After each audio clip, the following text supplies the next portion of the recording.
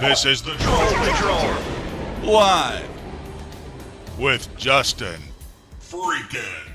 Well, they're voting to reopen the government, but I don't think it ain't gonna happen. Government ain't gonna be open anytime soon. Let's go ahead and take it live over here. They got started faster than I thought they would, but then again, there's fucking nobody there. Let me get you the rundown of what's going on. Mr. Moreno. I think they're already in the roll call section.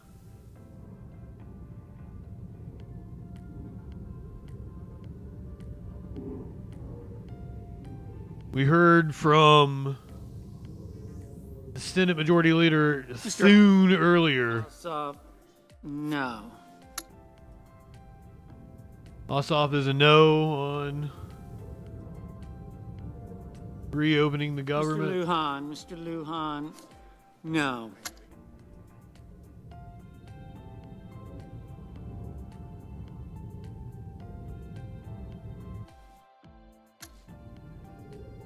Mr. Reed, no. Trying to get us a live. So this is the GOP funding bill, which failed to pass repeatedly last week. Yep, this is the roll call on the proposal to fund the government. Does not address any of the Democrats' healthcare demands. It's the same one that they kept voting on and trying to pass before they went into recess. It needs 60 votes. They need 10 Democrats.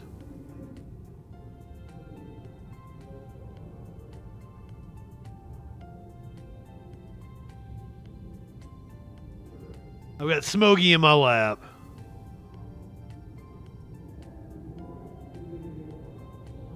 The House is currently not in session because Johnson wants to keep it closed in order to not release the Epstein files. Johnson has said should this bill pass the Senate, he won't back it. So, like, we're in a complete deadlock here.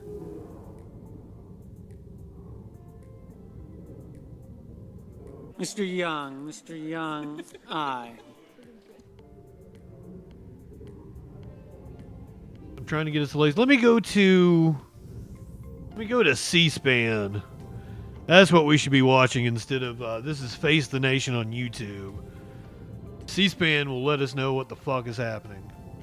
It'll probably have a count down at the bottom. C-SPAN 2, right? That's the Senate. Yep, here we go.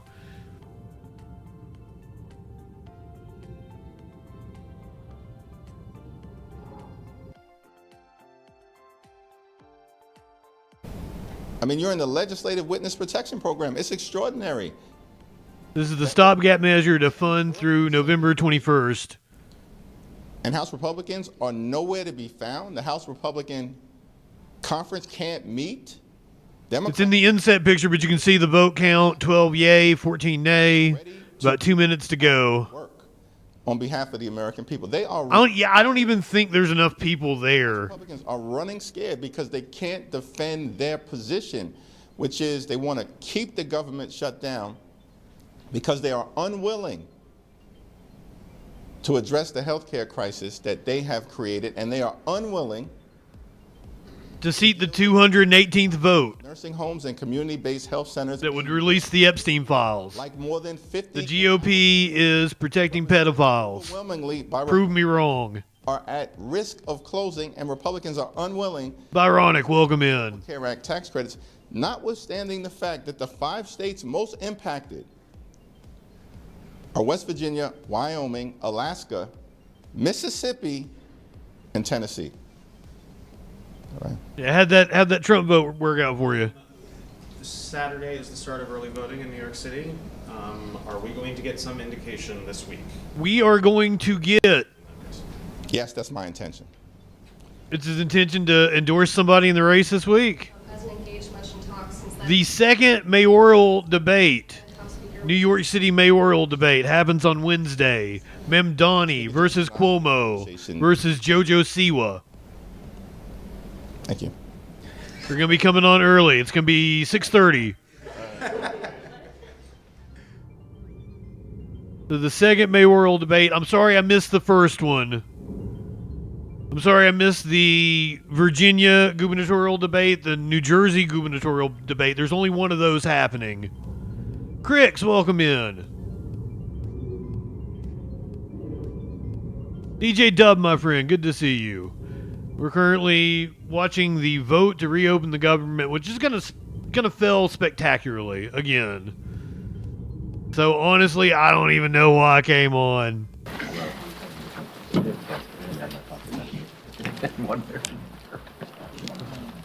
This is House Republicans from earlier. I have a couple different clips from this to play you on the Troll Patrol here.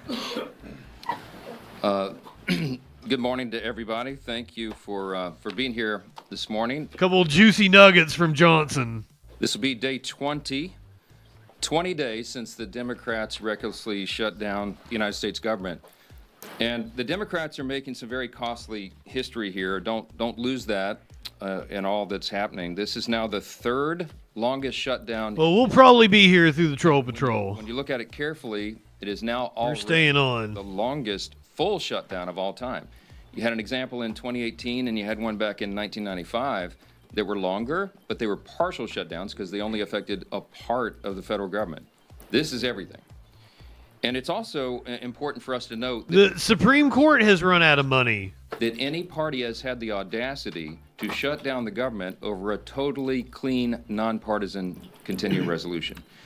This is a political stunt, and it's the first time it's been done, and it is the most costly, most selfish, most dangerous political stunt in the history of the United States Congress. You can see that the vote is 18 nay. Day after day explaining all the Americans. They're almost halfway there to sinking the bill. Democrats have zero shame about this. They don't have any shame at all. Plunder Monkey, welcome in. Inflicting upon hardworking families, upon soldiers and law enforcement officers and veterans, Listen to yourself. You control the government. women, infants, and children. Services to all those categories and paychecks to those folks are being stalled because Democrats are playing games. Today, Leader Thur in the Senate will Because Democrats are playing games. the clean, nonpartisan CR to the floor for a vote. They will have another chance. Do you think Democrats we're will have their stupid? 12th You think we're fools? opportunity to pass the bill. It is the same bill that they themselves supported just 7 months ago, and Chuck Schumer gave impassioned speeches on the floor about how it was the... Holiday, welcome in. And don't forget, they did it 13 times under the Biden administration. Very similar measures, but not now.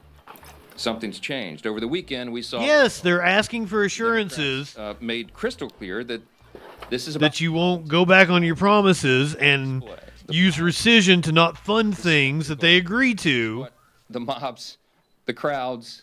And they want you to extend subsidies for the ACA that the big beautiful bill cut. The irony... So that's what changed, sir. called it the No Kings Rally. But the great irony, of course, that we pointed out over and over was if President Trump was a king, the government would be open. I don't think you want the government open, sir. He would have closed the national parks and the national mall, so they couldn't have had the rally out here. By the way, that's what President Obama did during the shutdown in 2013, closed all the parks and the national mall. Here in Washington, you had Senators Bernie Sanders and Chris Murphy and Cory Booker and others marching in the streets. Now, these are the same senators who voted over and over to shut down the legislative branch and hand the reins to President Trump. They're decrying the situation that they've... Well, I'm sure the religiosity of Mike Johnson Chuck Schumer himself causes your blood to boil. Mine too. And it's interesting to note his activities there. He was. If you're just joining us, up in the top right-hand corner, that is the live shot of the Senate. They openly advertised as co-sponsors of the event. Johnson was speaking earlier. Party USA, the Democrat Socialist of America, the Freedom Socialist Party, the Young Communist League of New York. What? Many others. Do we need any further evidence? They're not hiding this. They're out in the open. They're not shy about it, because this is the core constituency. Soros paid me to say it. Party. These are objective facts. Get your T-shirt from the freak Open your store. eyes. It is Come on. exactly why Chuck Schumer is pandering in this whole charade. We've explained from the very beginning, this shutdown is about one thing and one thing alone: Chuck Schumer's political survival. Now, I noted on Friday the lead organizer of the I wish. issued an open threat. I wish that was the case. Quote, "The cavalry is coming in on October 18th, and they're either going to be celebrating with you, or they're going to be calling for new leadership." Now that's a direct threat to Chuck Schumer, and he heard the message. And so did Hakeem Jeffries in the House. And that's why neither of them were here doing their jobs. Instead, they were out in New York and California. They were catering to the same radical base that is just days away from electing an open Marxist as mayor of New York City. And now that Chuck Schumer has had his spectacle, he's had his big protest against America, this is our plea. We're asking, and I think everybody in this room and everybody watching, listening to our voices this morning should be hoping that he is finally now ready to go to work and end this shutdown and stop inflicting pain on the American people. Republicans have been working. We are ready. We've been doing this. It's been over a month now. We passed a responsible short-term solution to keep the government open while we just simply finish our work to fund the government. Nobody likes Chuck Schumer. Transparently, and Republicans are. Oh, I'm sorry. Some Wall Street bankers like Chuck Schumer, and that's why he's where he's at. Even agree amongst themselves. You got different subgroups among them. You've got a few reasonable Democrats who know shutdowns hurt the people, and they've already voted for our bill. They want to keep the government open. Then you've got others desperate to prop up the failures of Obamacare with no reforms whatsoever to make the program more affordable. That's what we're fighting for. And you've got AOC calling for. You're not fighting for that because they are demanding subsidies be restored that you guys cut out of the big beautiful bill. It illustrates the point once again. This was never about a solution. It was about creating an issue. Now that Democrats have had their protest and publicity stunts, I just pray that they come to their senses and end this shutdown and reopen the government this week. Republicans are waiting. The American people are waiting. And we are ready to act. As evidence of just how united Republicans are in this fight, I've asked two of our prominent leaders in the House Republican Conference. I've got House Freedom Caucus Chairman Andy Harris. Dr. Harris is also an appropriator. And House Freedom Caucus Policy Chair Chip Roy of Texas. I'll turn it over to... oh, God, Chip Roy. Thank you very much, Mr. Speaker. This guy's an appropriator? Caucus made history by hosting our first press call held with the Speaker. And today we're doing it again, standing shoulder to shoulder at a full leadership press conference as part of the united Republican front against this Democrat-led shutdown. On the Sunday morning shows yesterday, the Democrats tried once again, unconvincingly, to say that they are not to be blamed for the shutdown. The Sunday morning But shows. the reason that the government remains shut down is becoming crystal clear to Americans. These people live in a completely different world. Have chosen to pander to their radical base instead of doing their job for the American people. Senate Democrats have had the opportunity to vote 11 times for the House-passed bill that pays our troops, pays our law enforcement, and pays our air traffic controllers now, and would immediately reopen the government. Instead, they've sided with the same radical activists who filled the streets this weekend chanting "No Kings" at rallies backed by the Communist Party USA and socialists, the same people who claim to hate power while demanding more control over your life. The question before us now is simple. Will at least 5 Senate Democrats relent and break from their party's left-wing fringe and vote to reopen the government today? Let's also be honest about what the Democrats are really fighting for. They're demanding taxpayer-funded health care for illegal immigrants. They want to eliminate work requirements. Polling shows that nobody believes that. Curious, sir. And they're defending hundreds of billions of dollars in continued corporate welfare for big, profitable health insurance companies that have already made a fortune off Obamacare with the Biden bonuses that the Democrats scheduled to expire at the end of this year. Biden bonuses? Republicans have already done their job. The only thing standing between America and a reopened government is a handful of Senate Democrats too afraid of their activists in space to do the right thing. But it's time for those 5 Senate Democrats to show some Pierre, my friend, that against their leaders. Demo KKK rats, it's wild. Go up to a Klansman and call him a Democrat and see what happens to you. Johnson for his leadership in standing firm against the radical left's unreasonable demands and for standing with the American people. It just like on its face, that's absurd. The Republican Party is over 90% white. And the Democratic Party is a diverse party of all races, and you want to call them the KKK? During these last several weeks, I'd say it's good to see you, but I mean, honestly, You people realize how stupid you are. to be here. Princess Kimberly, welcome in. No one disputes one obvious fact. It is Democrats who have chosen not to fund government. Can we at least establish that truth, right? It is in fact the truth. And the question is why? And you saw it on Saturday. It was basically for a political rally. Rally for cover for Chuck Schumer, who's in his own political battle in New York. That's the truth. And the irony of this is... I'm sorry, the chat is telling me to be nice to the idiot. Pierre, I'm sorry.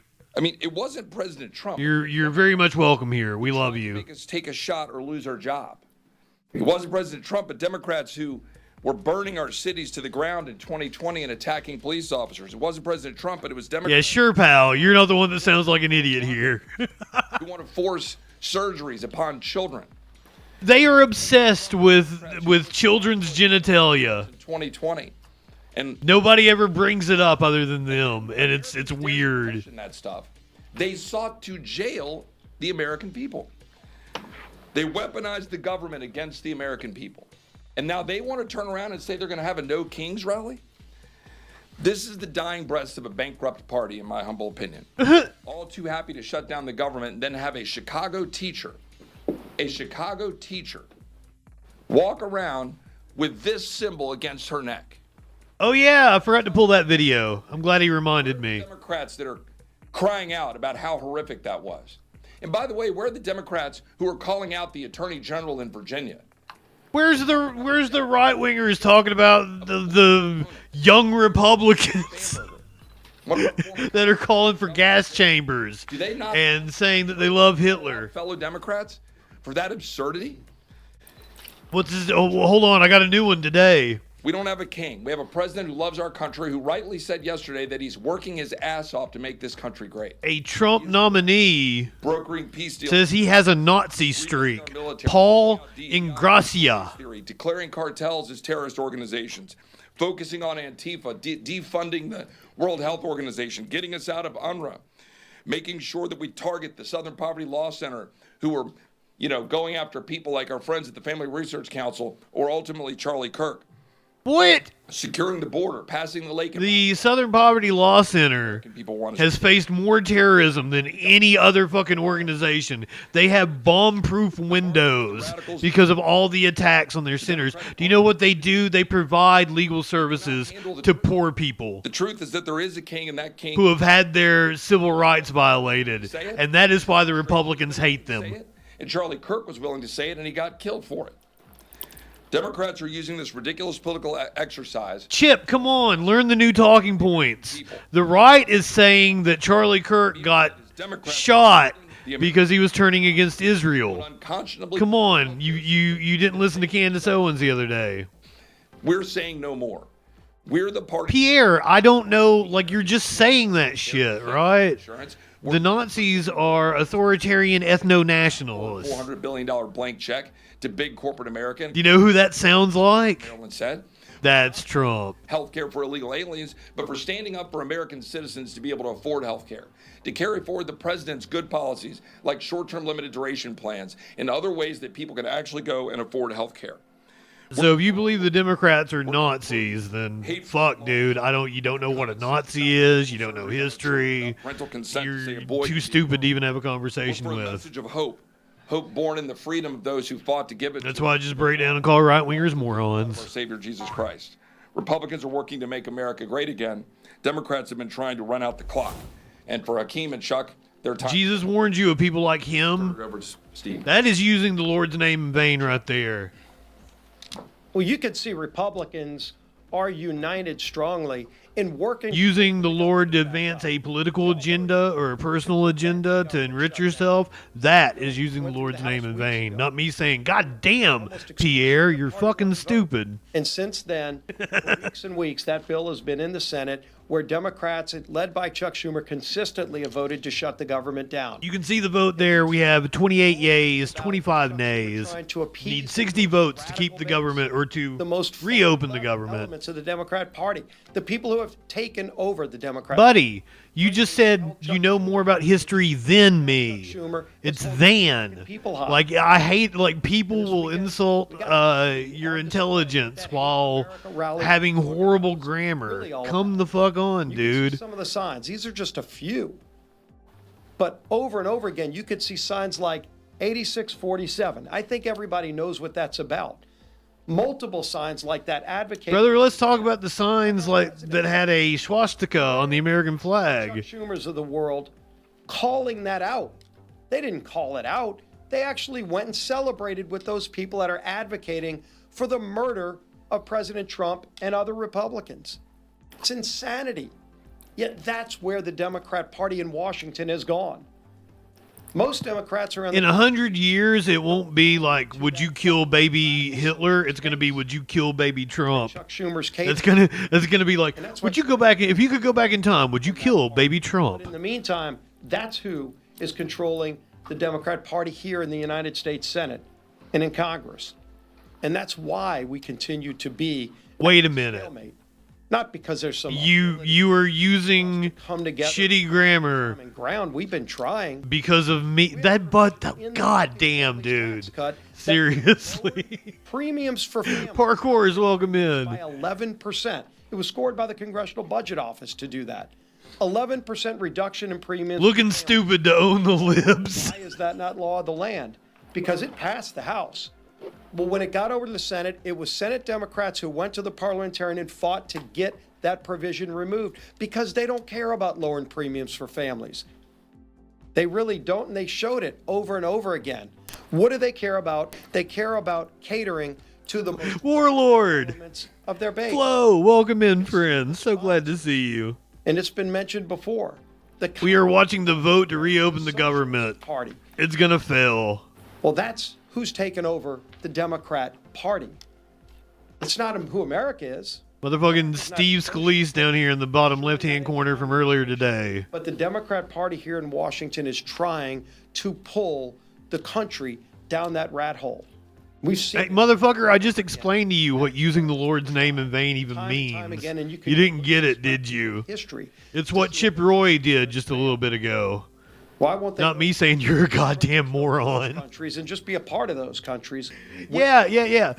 The guy you're hearing speaking right now, the majority leader of the Republicans, once described himself as David Duke, the head of the Klan. Of that Democratic president. David Duke without the baggage, and you're calling the Democratic Party full display. The KKK. That's it's insane, man. I just can't explain to you how stupid you are. The government shut down to appease that group. But now that rally is over. And the Big Eggs, welcome in. Is inflicted on American families continues. It's time for Chuck Schumer to end the pain he's inflicting on millions of American families. And finally vote. Just 5 Senate Democrats need to come together to vote to open this government back up again. We still have big differences. It's a good point, Flo. Quesadilla, welcome in. Differences in the weeks ahead. But it's time he releases the American people. Yeah, we've had multiple instances of right-wingers coming out and saying they're fucking Nazis. Like this week. It's hilarious. We're now on day 20 of the Democrats' shutdown. For everyone tuning in, I don't think so, DJ Dub. That's our friend John Prick. In the last 3 weeks, I think Pierre is new here. We passed a clean, nonpartisan government funding bill that Democrats supported just 6 months ago. Pierre, would you like to call in and talk to me? Administration. You seem like you have a lot to say.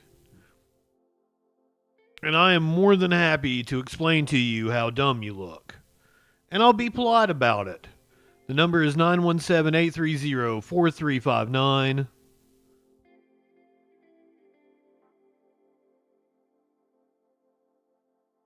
I think my shit works again now. There you go. All the bang commands work again. Red Wine Terrorist, welcome in.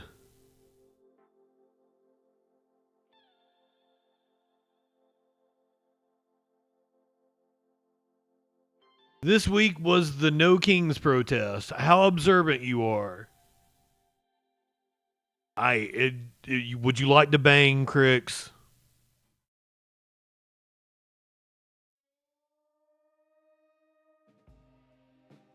Come on, Pierre, call in and talk to us.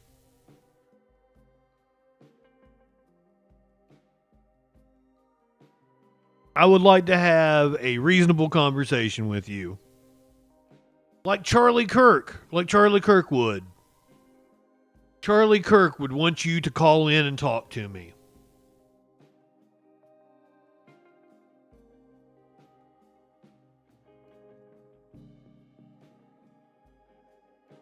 Yeah, what the fuck kind of name is Pierre anyway? It sounds like a pussy name. But T-O-O. If you're gonna call somebody stupid, don't misspell a fucking third grade word while you're doing it. I guess we'll go back to... Well, those are two good This is the Republican press conference earlier today. You can see the live shot of the Senate floor in the top right-hand corner. Have to look and evaluate what are the most The essential. vote currently 43 to reopen the government, 35 nay. Policy personnel and all these offices. But the things that concern me the most are TSA, for example. I mean, you're right. We are shorthanded already with air traffic. Yeah, you guys are flying around all the time. I'm not. Keeping the airports safe and our flights safe. We cannot afford. You aren't as stupid as Trump is to orange. Hearts know that. When you're talking about nuclear deterrence, our former colleague Brandon Williams was a congressman from New York, and now he's now been confirmed, and he's one of the people in charge of nuclear deterrence for the United States. He's a former. Ooh, Red Wine Terrorist throwing down the gambit there. That job, and he came to sit down with me a few days ago, end of last week. Tutus are fun to. I thought that was Tutu.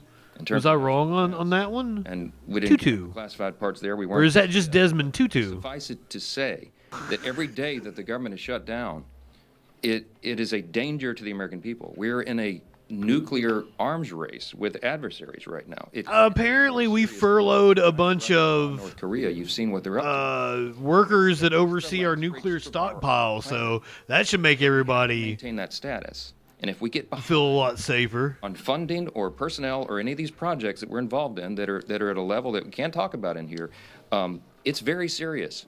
So I have no idea. I was asking genuinely. Of course, it's how you spell tutu. Paid, thankfully, the middle of this month, because the president did heroic work. They found money within DOD that they could use on a temporary basis, but that money is going to be exhausted. You can't have the troops unpaid. You can't have Border Patrol agents unpaid. They've got Oregon gal, welcome in. This is Tutu. There you go. And that's why you see us so frustrated up here every day. Again, I'm gonna reiterate what we said earlier. This is the first time in history that we've been in this situation. There has never been a party that shut down the entire government. T-minus, welcome in. Over a clean CR.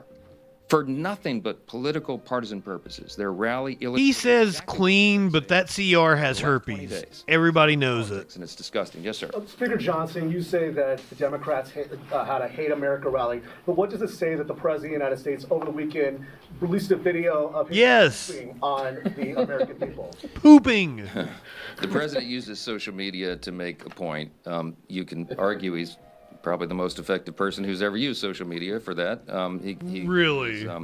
He is using satire to make a point. He is not calling for the murder of his political opponents, and that's what they's people are doing. I mean, they're in one of these photos. I think there's a picture of the president hanging in effigy. Where you go? Thank you for the resub. The one on the for some reason it didn't pop up for me. It's unconscionable. Look, America is built on the idea of free speech. You have the right to protest. Of course, we jealously guard that. I mean, Chip and I are attorneys. We've defended that right in the court. Fucking Chip.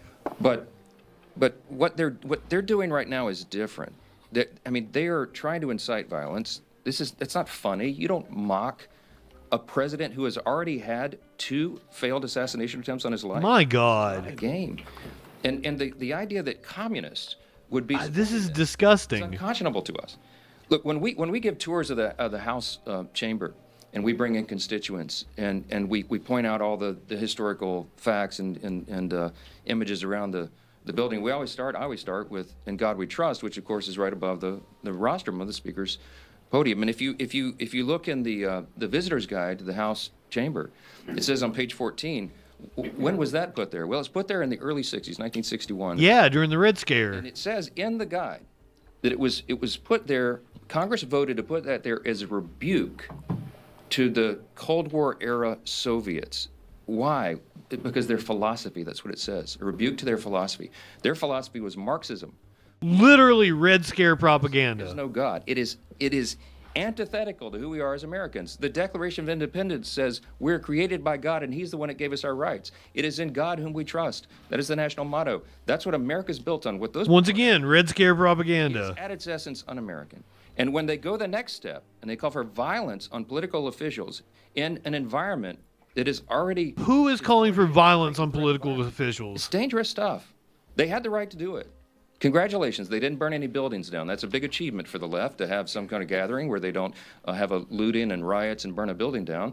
Amazing! Your supporters literally did that to the building you are standing in. For fun now out there. Just a few years ago. You know, they had a free speech event. Congratulations. But you need to look past that and look at what it is they're advocating for openly, and it's really scary stuff. Yes, ma'am. Second row. Yes, ma'am. Mr. Speaker, we know Senator... I was actually pointing to her. I don't think you've asked a question. That was infuriating. Hi, Oriana, with notice. It's Arizona Attorney General... But it's effective propaganda on people like our friend Pierre from the chat, who's goddamn stupid and uneducated. Spoken to her in the last couple of days about that, and what's your response? You can see that the vote is 39 nays. They are almost politician from to the point of killing the bill. Publicity. So now it's the state AG who's going to sue me because Grijalva is not, Rep-elect Grijalva is not yet sworn in. Let me go through this again for you, and I have some updates. First of all, swear her in, you little bitch. Precedent. I was on some of the Sunday shows and was asked about this because this is all they have to talk about right now.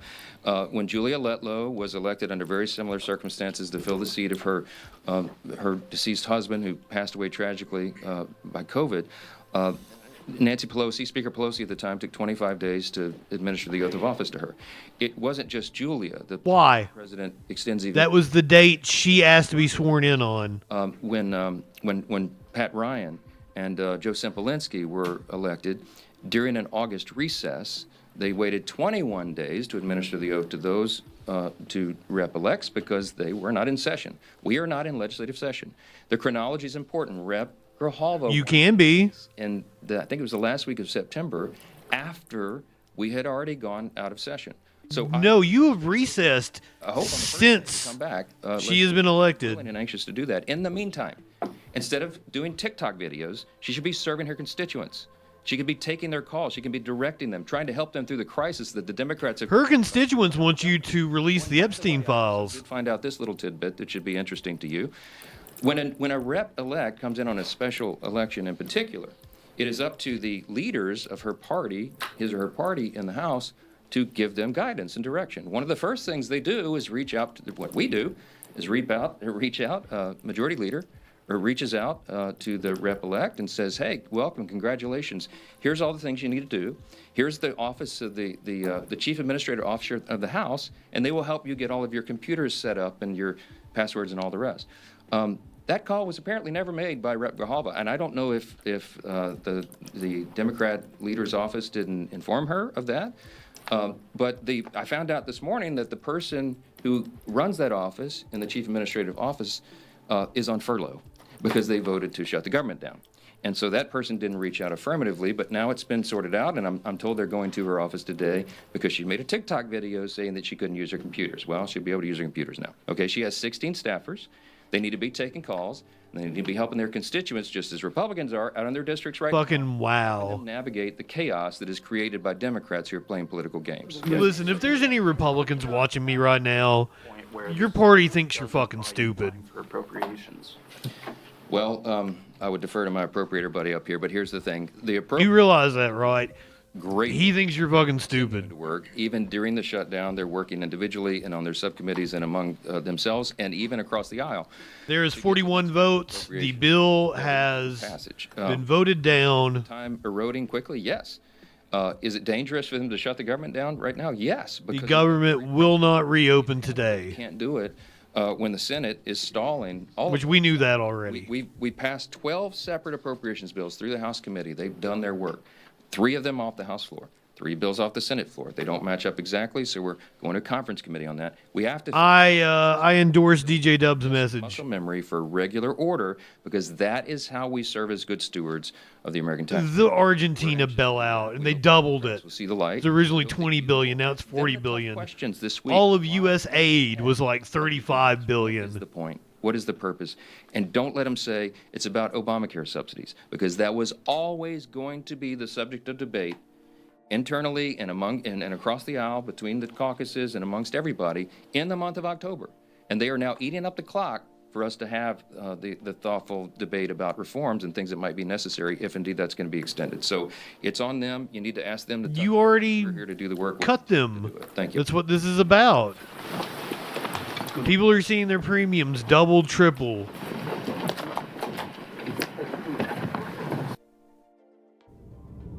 Lead is an aphrodisiac.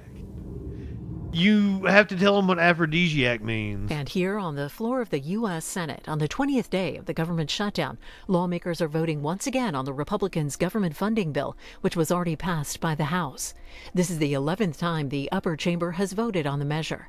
It provides temporary funding to reopen the government through November 21st, but does not address expiring health care subsidies, which most Democrats say is preventing them from supporting the bill. You're watching live coverage of the Senate here on C-SPAN 2. Yes, this is live currently. The bill has failed to pass.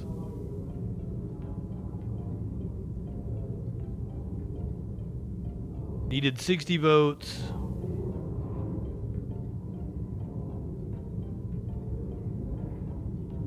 Will not reach that threshold. Joining us this morning is Randi Weingarten. She's the president of the American Federation of Teachers and also the author of a new book, Why Fascists Fear Teachers. I would have rather heard some calls from this morning instead of Randi Weingarten, to be honest with you. Randi Weingarten, let's begin with the government shutdown. We're in day 17, and the Education Secretary Linda McMahon said oh my God. This week that the shutdown confirms the Department of Education is unnecessary. Your reaction? It's only unnecessary to somebody who doesn't actually care about education. So what McMahon did was fire, I mean, they're back now because of a lawsuit, but fire every single person who works with children with special needs. So you're a parent of a child with a special need. And I'm going to refill my drink and then we're going to get started with the news. There was no one. I'll keep the vote open. A school district would do so we can see if somebody hits the floor, has something to say. To help kids with following the we've gone to the bill failing spectacularly again. Number of times now, and lower courts have now supported us on making the department do its job on kids, young people. 45 million people have student loan debt, and they have a loan servicer who doesn't actually answer the phone or make sure that loans get serviced. We have to go to court about that. We have to go to court about them rewriting the civil rights laws.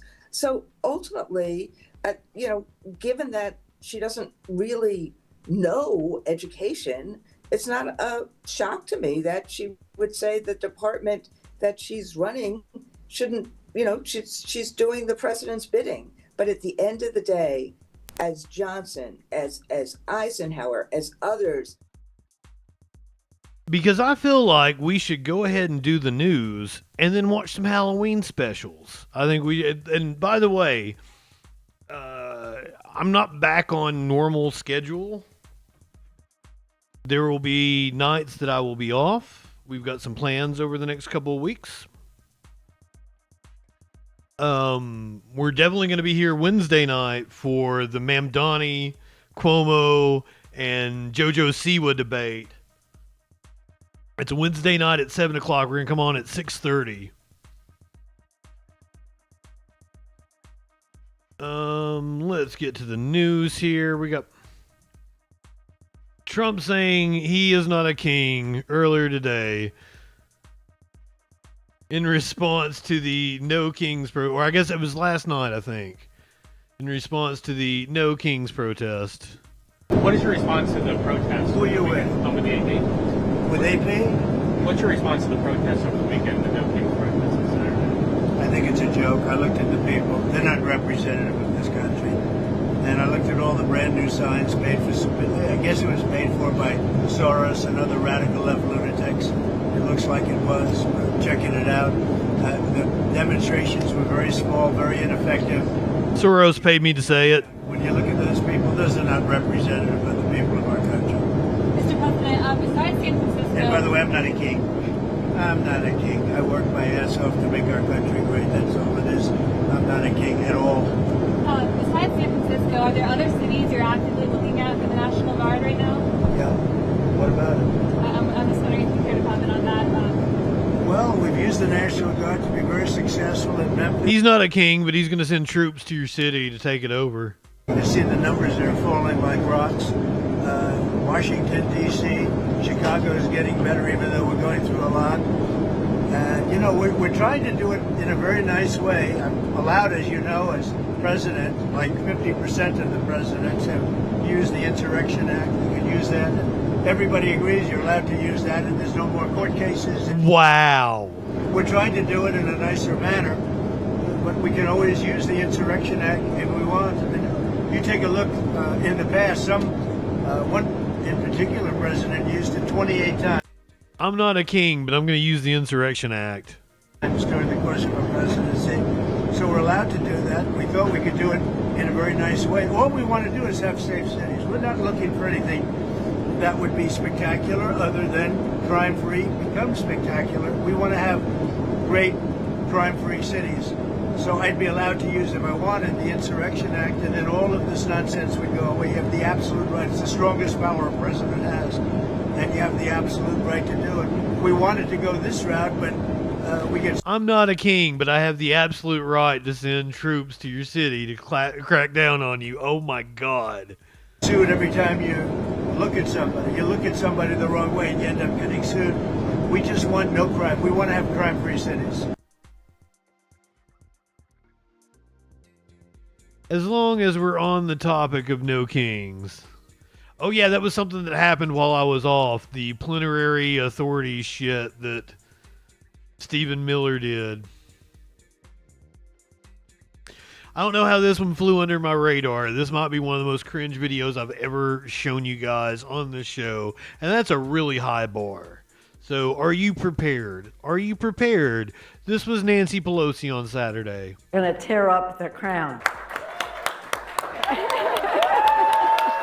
Gonna tear up the crown. Gonna tear up the crown. Gonna tear up the crown.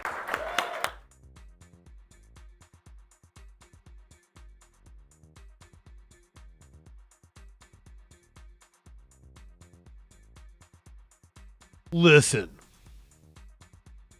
I know that was horrible, but there are two very good reasons to appreciate Nancy Pelosi.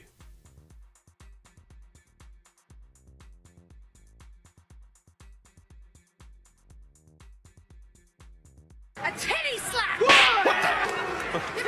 Come on now. I am so sorry.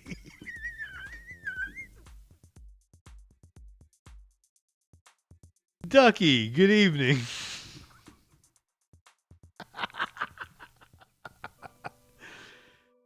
Jesus.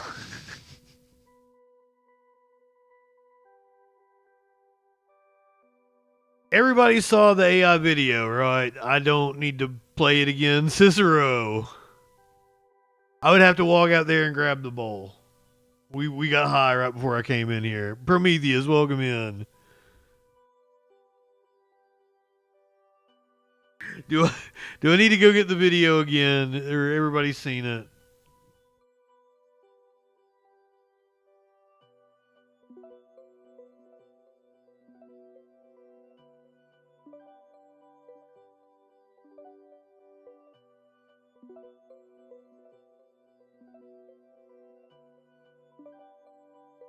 I had to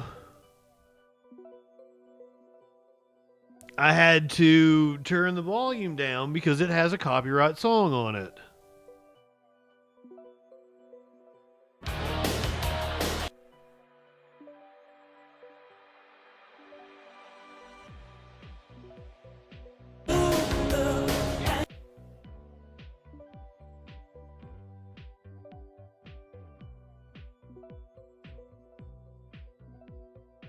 That's fucking embarrassing. Shitting on America to own the libs.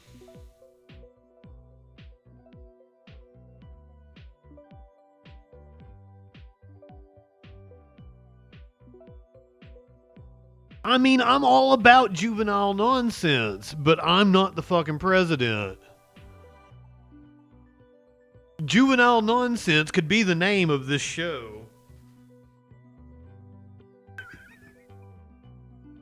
Kenny Loggins has slammed Donald Trump for using Danger Zone and AI video bombing No Kings protesters with poop. I request that my recording is removed immediately. Kenny Loggins has spoken out against Donald Trump using his song Danger Zone. Lana, it's Danger Zone. This is an unauthorized use of my performance of Danger Zone. Nobody asked for my permission, which I would have denied, and I request that my recording on this video is removed immediately, Logan said in a statement shared with Variety on Monday. I can't imagine why anybody would want their music used or associated with something created with the sole purpose of dividing us. Too many people are trying to tear us apart. We need to find new ways to come together, Logan said. We're all Americans and we're all patriotic. There is no us and them. That's not who we are, nor is it what we should be. It's all of us. We're in this together, and it is my hope that we can embrace music as a way of celebrating and uniting each and every one of us. Logan's Danger Zone was famously used in 1986's Tom Cruise film Top Gun, which is what Trump's AI video seems to be paying homage to. Shelley, thank you for the resub. In response to Variety's request for comment, a representative for the White House simply sent a Top Gun meme that reads, "I feel the need for speed." Danger Zone is about togetherness.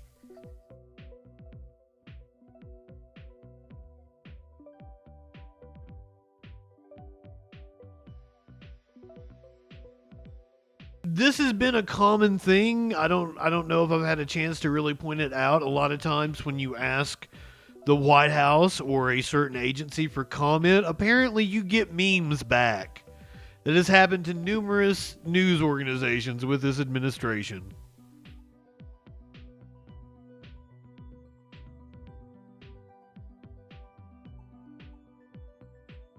Mike Johnson was asked about his thoughts on the ship video.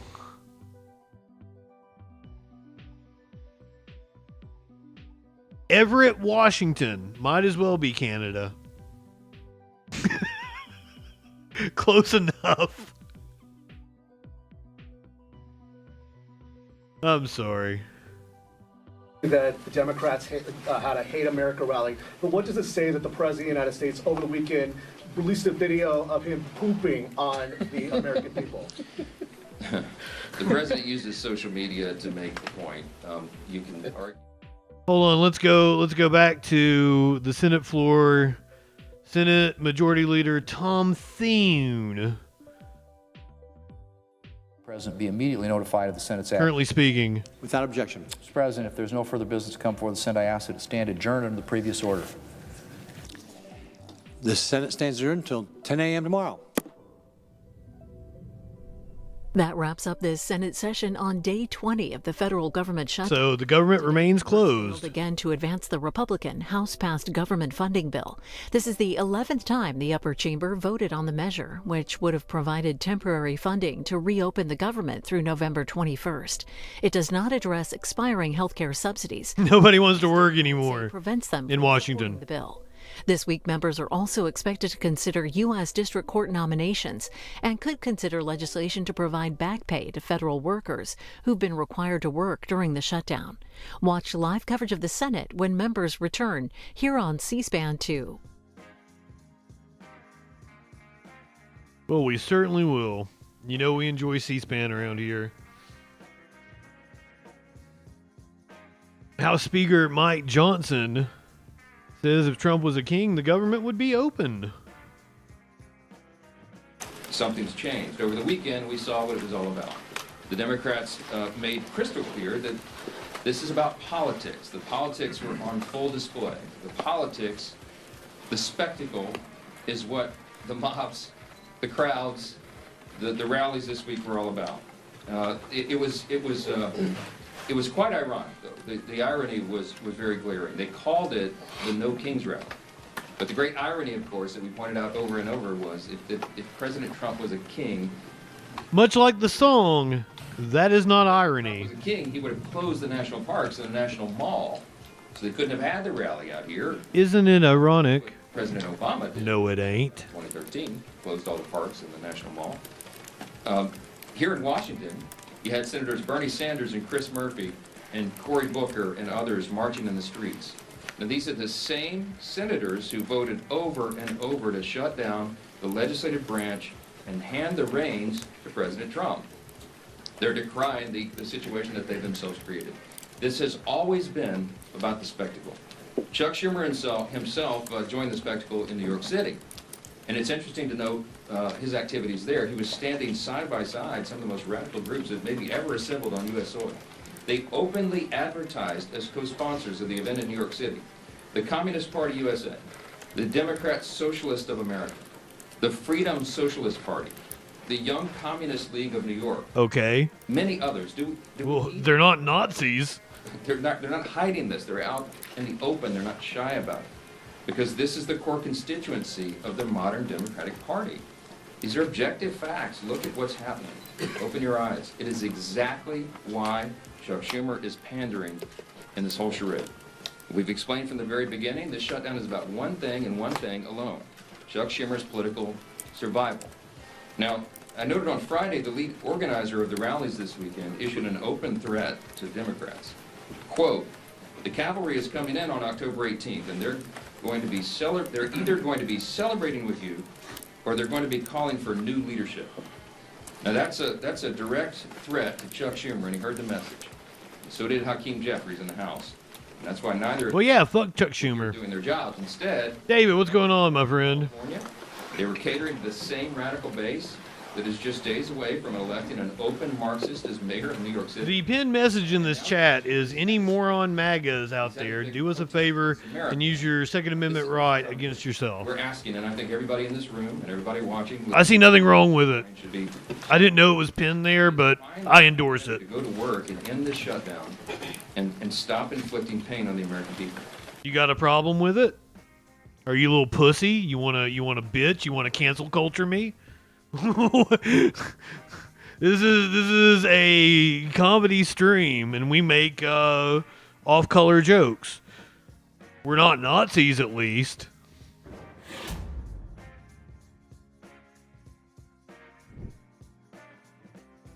We're not going to tell anybody they need to go to the gas chamber. We're just going to tell people that want to send people to the gas chambers to off themselves. Well, I don't know. Like, you want to come in and bitch about the pinned message? Is that your first message in here? The first time you ever commented?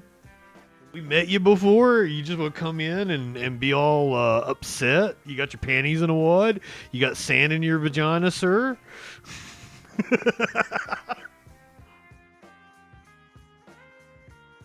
It's your Second Amendment right.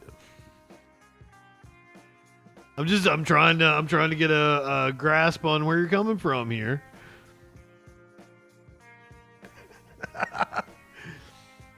Johnson says it's the Democrats' fault that the government is closed. Ro Khanna is putting the blame on Mike Johnson, saying it's because of the Epstein files. That's the reason why they got the government closed. They don't want to have to confront the Epstein files. What I'm outraged by is that I'm here in the Capitol, many Democrats are here in the Capitol, and Mike Johnson has shut the Capitol down. And why has he shut the Capitol down? He doesn't want to swear in Adelita Grijalva because that would be the 218th signature on Thomas Massey and my petition that would force a vote on the release of the Epstein files. And he knows 50 to 60 of his own members would defect. What I'm outraged by is that I'm here in the Capitol, many Democrats are here in the Capitol, and Mike Johnson has shut the Capitol down. And why has he shut the Capitol down? He doesn't. Big Ben, welcome in.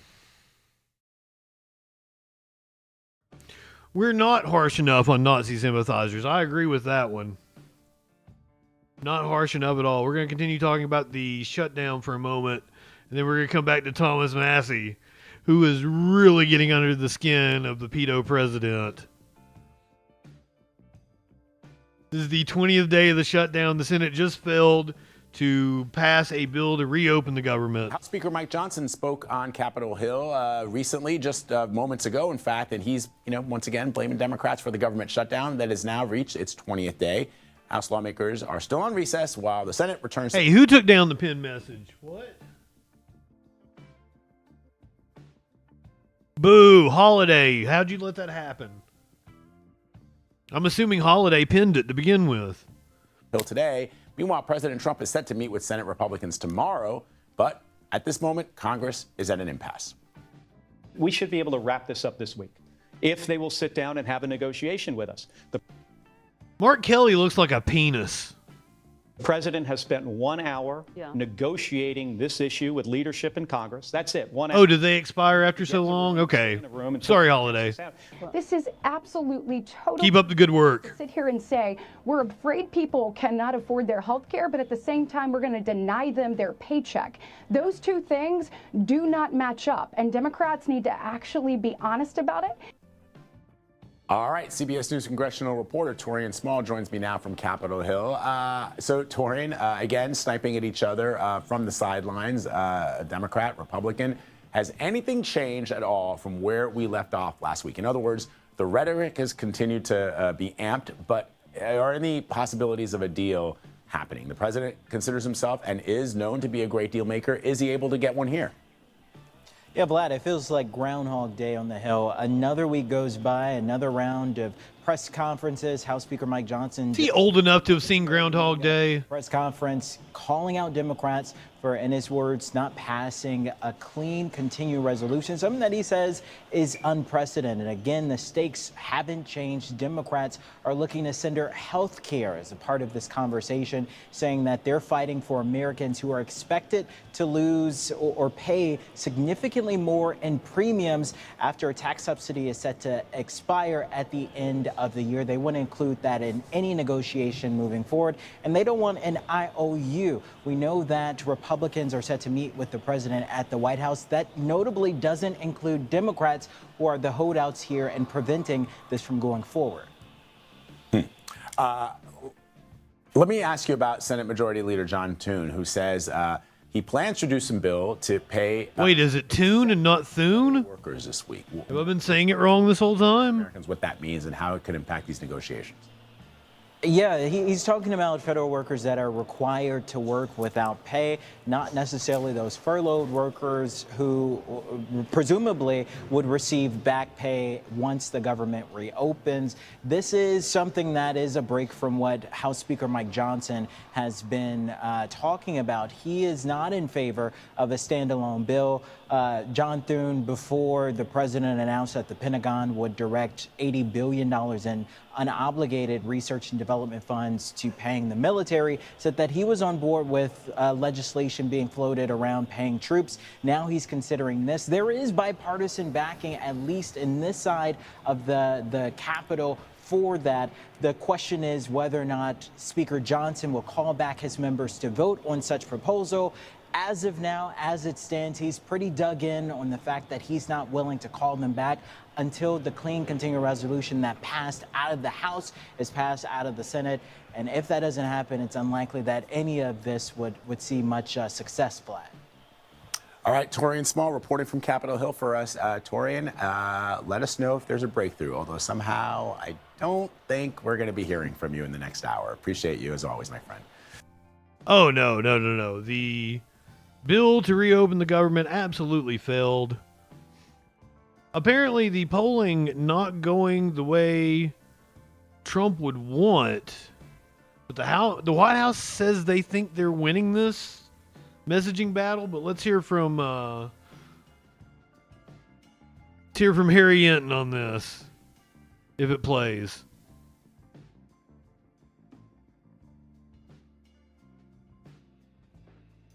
Well, fuck you, CNN.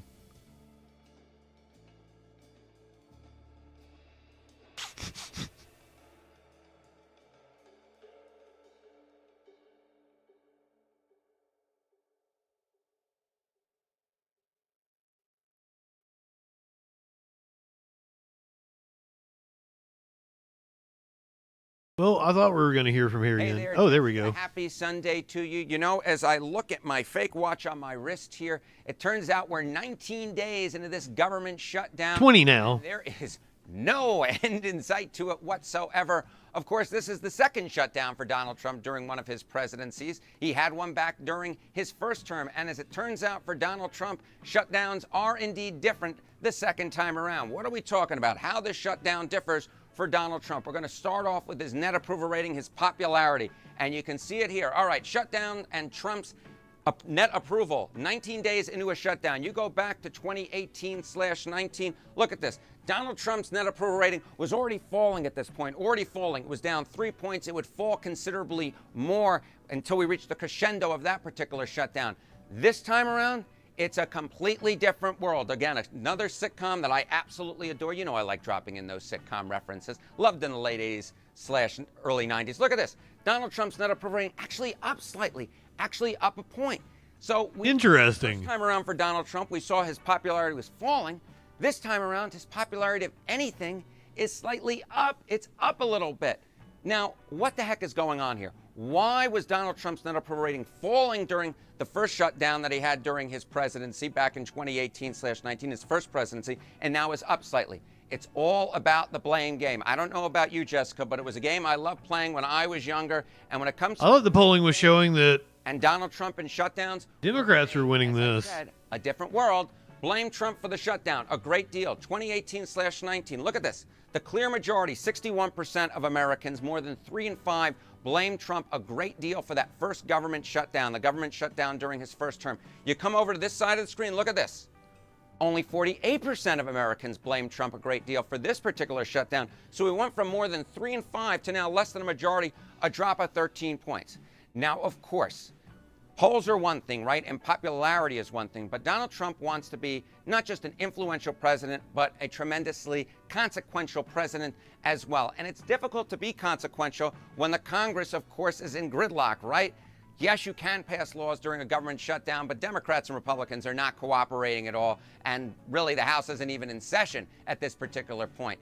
But of course, Donald Trump is not actually limited by that because he is going about building his legacy in a completely different way. We're talking about executive orders here. Take a look here. All right, Trump... Like building a ballroom. Executive orders at this point. You know, you go back to 2017, Jessica, Donald Trump had signed just 49 executive orders. Come to this side of the screen.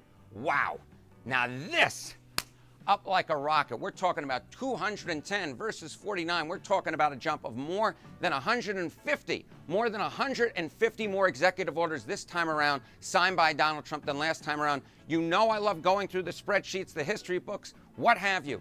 We're talking about Donald Trump signing more executive orders in 2025 than any president signed in any year since FDR. And keep in mind, of course, Jessica, there are still more than 2 months to 2025. So look, while the government shutdown continues, the blame game for Donald Trump significantly less than last time around, his net approval rating not dropping like it did last time around, and Donald Trump continues to sign the executive orders to build his legacy. Jessica?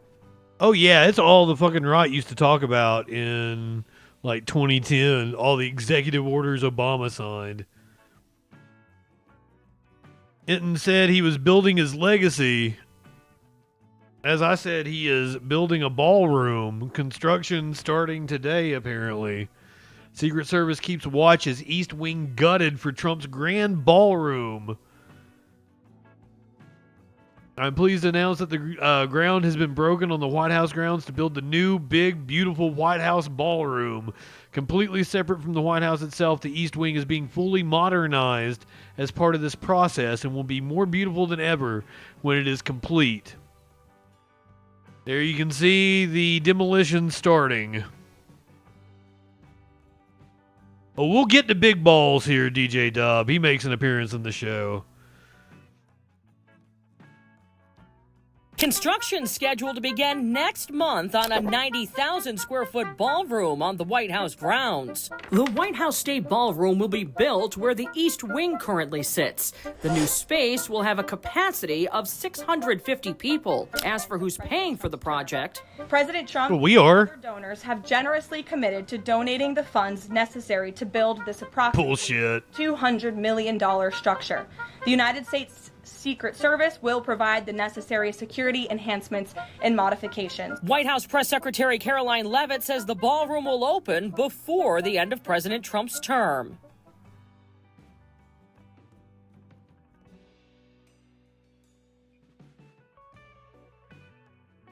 I'm sure, just like Mexico paid for the wall, right?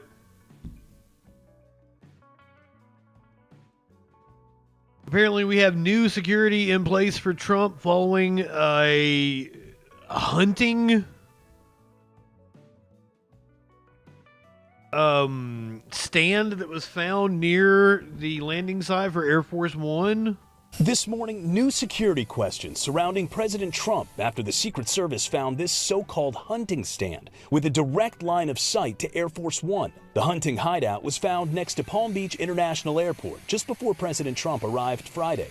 FBI Director Kash Patel saying the agency has since taken the investigatory lead, flying in resources to collect all evidence from the scene and deploying our cell phone analytics capabilities. I mean, if Kash is on the case. Extra precautions leaving Florida last night. Fox News citing a White House official saying Trump walked more quickly onto Air Force One, using a smaller staircase instead of the larger ramp he typically uses. This comes after two assassination attempts. What a pussy. President last year.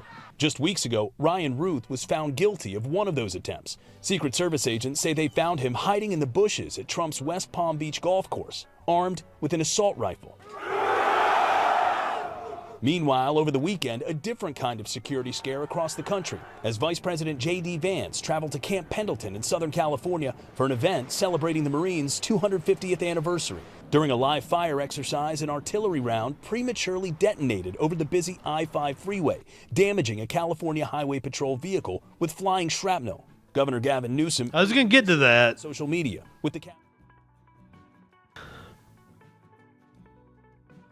He farted on me. He just farted on me again. It smells so bad. Like, buddy, what have you been eating?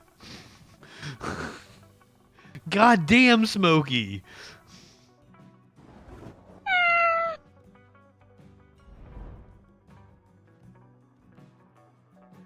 I cleaned their litter box earlier and Socks went right over there and took a shit right after I did it. I was like, God damn, dude, it stinks.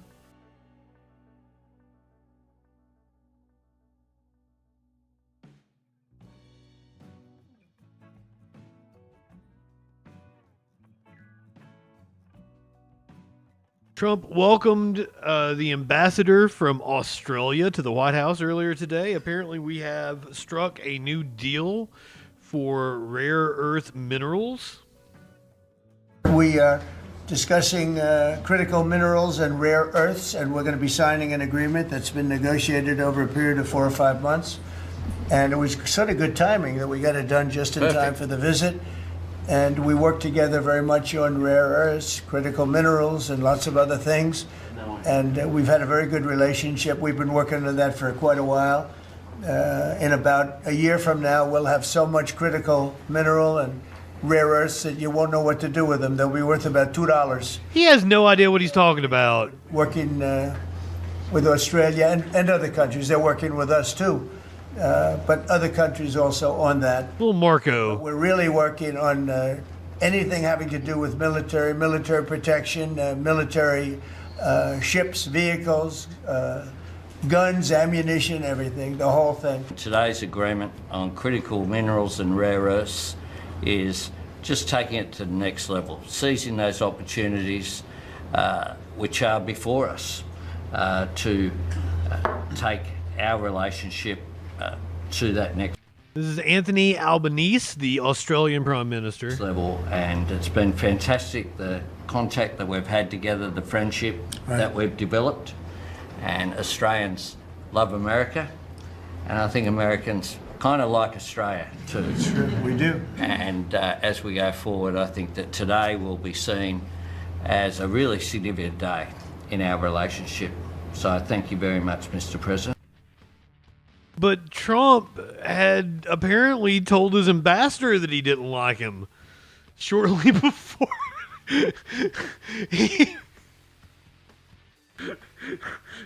Americans kind of like Australians right after Trump told the ambassador he didn't like him. There's been concern in Australia that it's taken 9 months to get this meeting. Have you had any concerns with this administration? Yeah, Australian ambassador. Stance on Palestine, climate change, or even things the ambassador said about you in the past, the Australian ambassador? I don't know anything about him. I mean, if he said bad, then maybe he'll like to apologize. I really don't know. Did an ambassador say something bad about him? Don't tell me. I don't. Where is he? Is he still working for you? Yeah. You said bad? Before I took this position, Mr. President. I don't like you either. I don't, and I probably never will. Go ahead. No, you went. Go ahead, behind you. Mr. President, your Secretary of the Navy said there will be some clarification. I mean, people laugh, but he was being serious. It's funny because, like, you would think that's a joke, but he was 100% being serious. Is he still working for you? Yeah. You said bad? Before I took this position, Mr. President. I don't like you either. I don't, and I probably never will. Go ahead. If he wasn't in a position of power, it'd be hilarious. Question marks. Welcome in. Of the Navy said there will be some clarifications around some ambiguities on AUKUS. Can you tell us what? Well, he'll get that taken care of. These are just minor details that he'll take. Can I ask you specifically? John, you're going to get that taken care of, right? Correct. There shouldn't be any more clarifications because we're just going now full Steve ahead builders. Full Steve ahead. Mr. President, are you now satisfied with Australia's defence investment? Apparently, something crazy happened with a mirror during this meeting.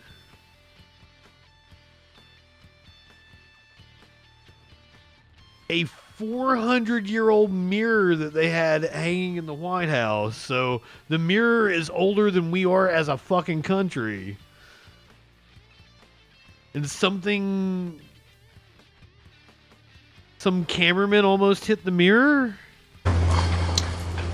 Well, thank you very much. It's great to have the Prime Minister of Australia. Fantastic place. A lot of friends over there, and this is one of them right here. The Prime Minister is, as you know, Anthony Albanese, and he's highly respected, done very well in his election, and I hear you're very popular today, right? I mean, it varies from day to day, but with all of us. But he's done a fantastic job as the Prime Minister. We're here to talk about trade, submarines, lots of other military equipment. They're big orderers of our great military equipment. We have the best equipment anywhere in the world by far. And, oh, you got to watch that. Watch that. You're not allowed to break that. That mirror is 400 years old. A camera just hit the mirror. War machine. I just moved it up here special from the vaults, and first thing that happens, a camera hits it. Hard to believe, isn't it? Hard to believe. But these are the problems in life. So we're going to be here to talk about lots of different things. Oh, yeah, that's a problem I face every day. Almost breaking a 400-year-old mirror. Before, but we are discussing critical minerals and rare earths, and we're going to be signing an agreement that's been negotiated over a period of 4 or 5 months. He has no idea what he's talking about. Timing that we got it done just in time for the visit, and we work together very much on rare earths, critical minerals, and lots of other things. And we've had a very good relationship. We've been working on that for quite a while.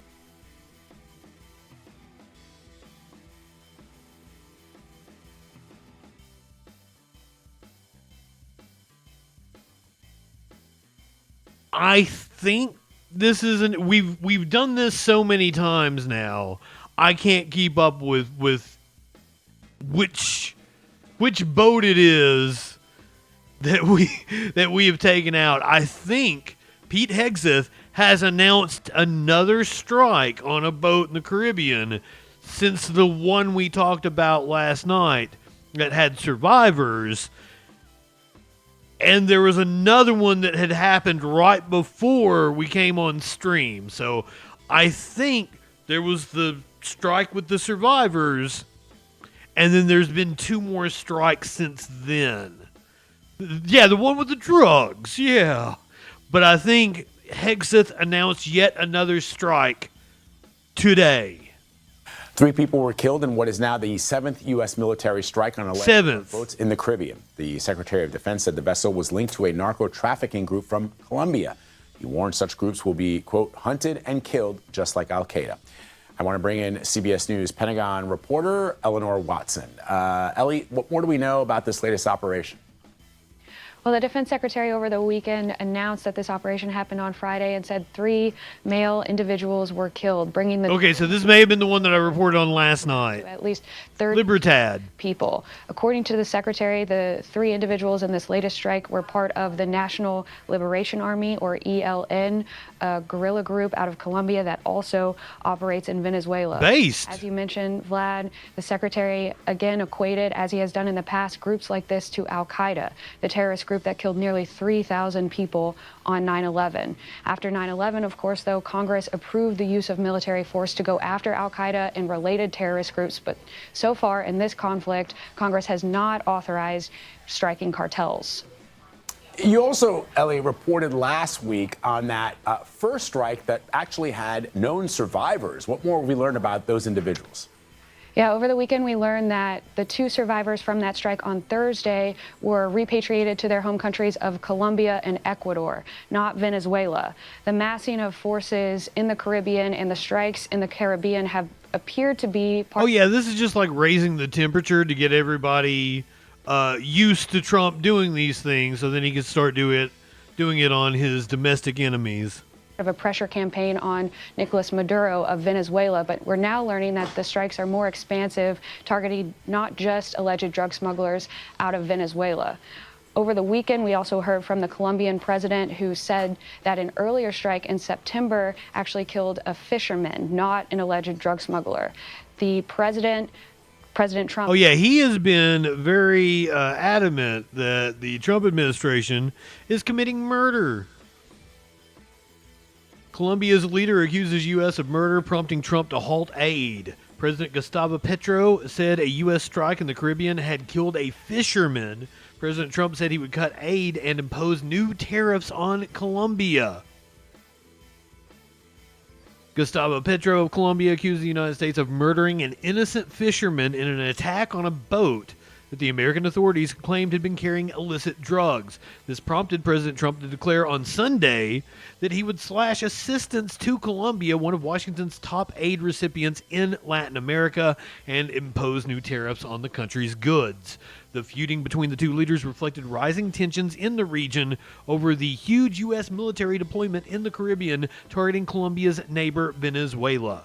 U.S. forces have killed dozens of people in recent weeks aboard vessels that the Trump administration says were ferrying drugs from Venezuela. The administration has provided no evidence to support the claims beyond descriptions of intelligence assessments and declassified videos of portions of the attack.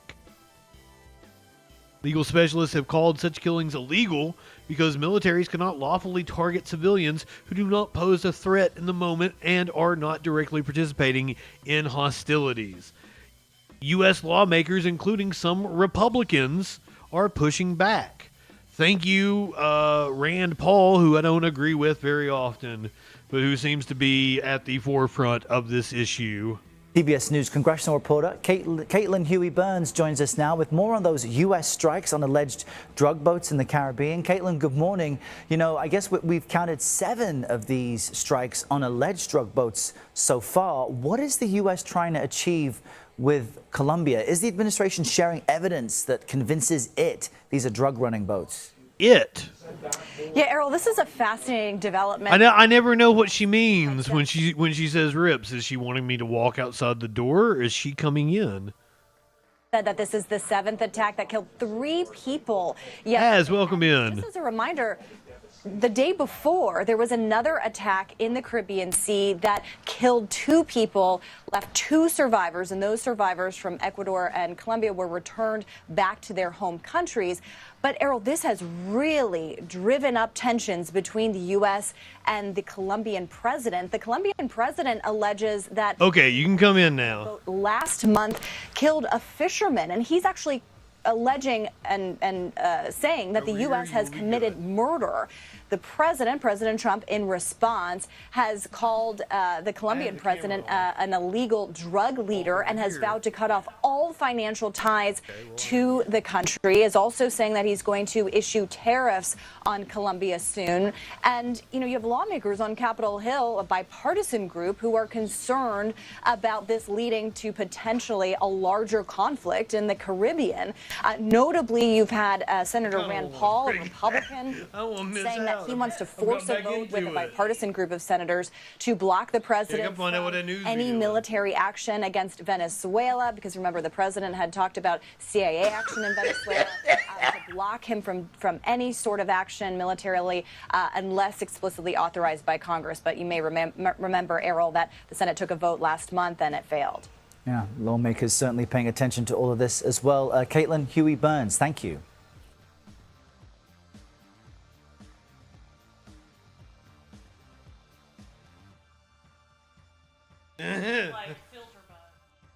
I'm sorry. I'm smoking with Curiouser right now, and the bowl is a little harsh.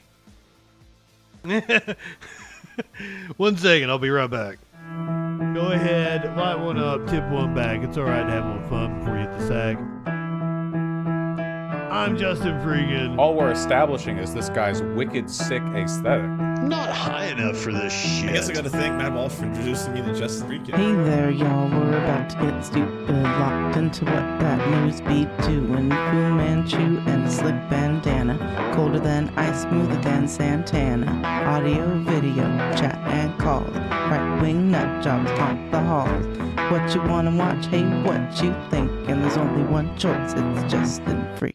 The guy's, he's a formidable voice in the call. Light one up and tip one back. It's a right to be high. Let's grab a snack. It's fucking news, quick panic attack, and play your cards right and get a titty slap. Jump in discords, have some fun. The man will talk to everyone. Get high and try to debate. When shit pops off, chat thinks it's great. What do you think you're doing? Join the troll patrol. Wherever discourse is brewing, he gives it that southern drawl. So let's go ahead and bring in Justin. Hey Justin, how's it going, brother? First of all, I want to say you're poser South. I'm in Alabama. I'm the real South. Okay, all right. So why don't you tell us what it takes to be a man? Well, I don't know. I'm in Alabama and I'll fuck a man in a dress. Why won't you fuck a man in a dress? Are you that insecure that you won't fuck a man in a dress? That's fantastic. So you're okay with that, right? Yeah. Why wouldn't I? Good. Right-wingers are morons. Like one hit and tip one back. One more clip before we hit the set. Set an alert when that shit goes live. Social fucking support and hit subscribe. Light one up and take a hit. He does no harm, but it takes no shit. He's the last one standing when the ship is sinking. Let's take another rip for JustinFREAKIN. Light one up, tip one back. I'm JustinFREAKIN. Not high enough for this shit.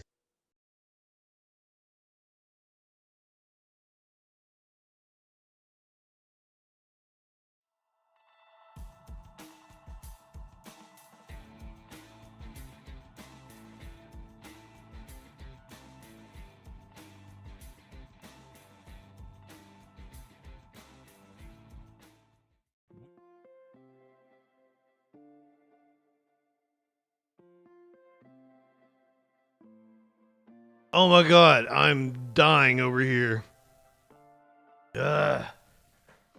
Sorry. She didn't want to be on camera and she didn't want to walk over here. My lord, welcome in, my friend. Sorry about that. Let's get back to the news. We're on early tonight because we did the bill to reopen the government, which failed.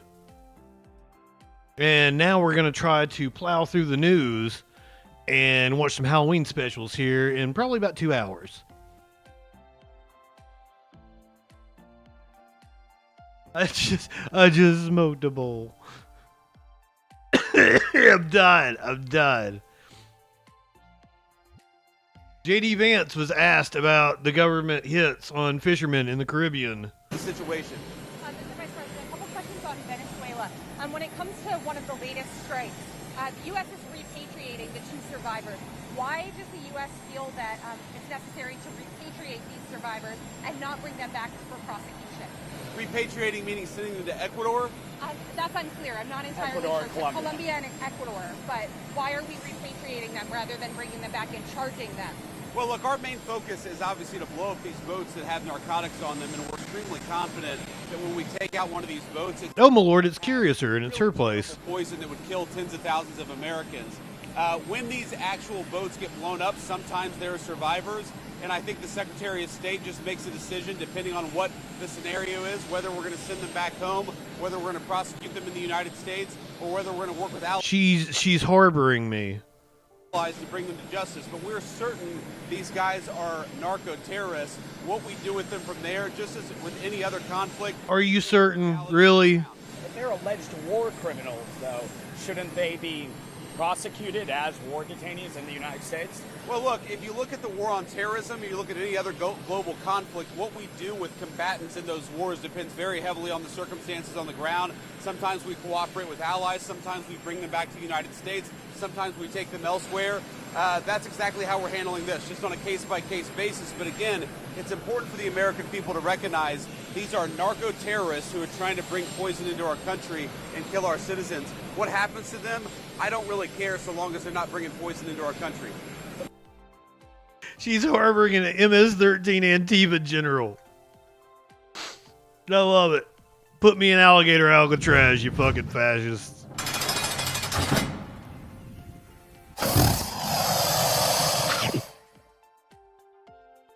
I'd probably best to not believe him on anything. He was in California over the weekend. They were at a military base and they shot off some live munitions, and guess what happened?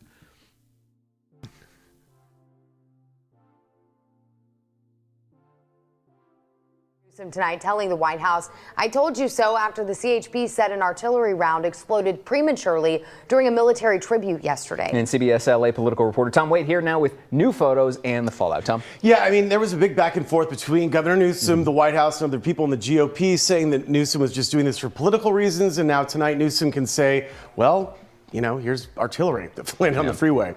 So, yeah, it was a chaotic few days leading up to this tribute at Camp Pendleton. Governor Newsom blasted the White House for having this tribute. So this was for it was the Marines' 250th anniversary? He's saying firing artillery over the 5 freeway would be dangerous. The White House scoffed at Newsom and held the tribute anyway.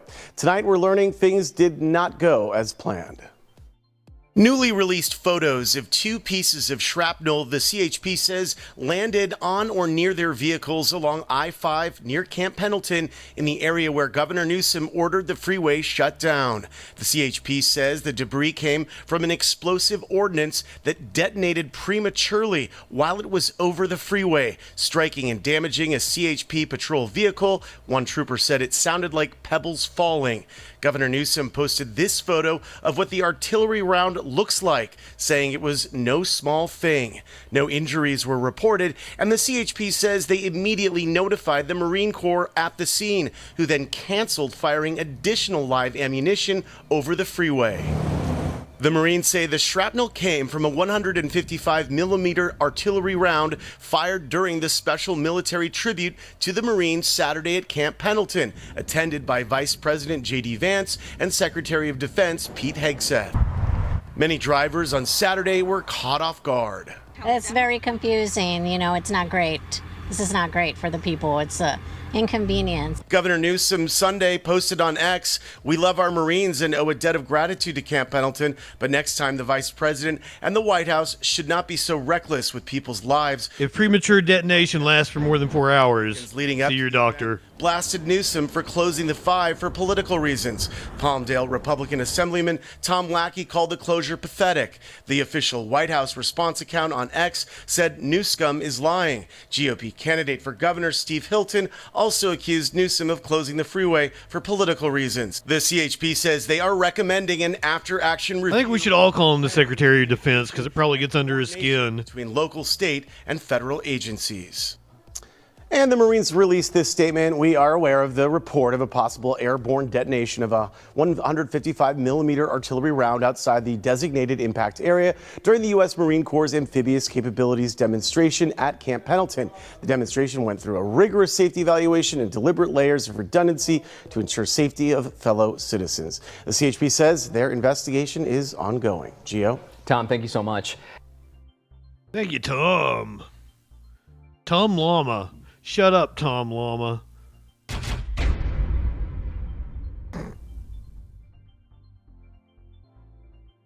don't think I like Tom Llama. I want Lester back. I'd give anything to have Lester back now.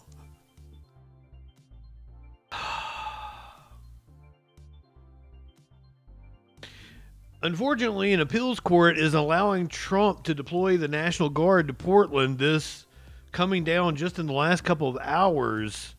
Court hearing earlier today. I'm sensitive to the slippery slope argument that's being made here and the slippery slope argument that's being made in LA and around the country. This is something that, clearly the founders were concerned about. If I had to guess, I know the makeup of the court is 2 Trump judges and 1 Clinton judge, I think. I would assume these 2 are the Trump judges, and this one is the one that has concerns. And a lot of debate about how this should be used. So I'm not trying to diminish that.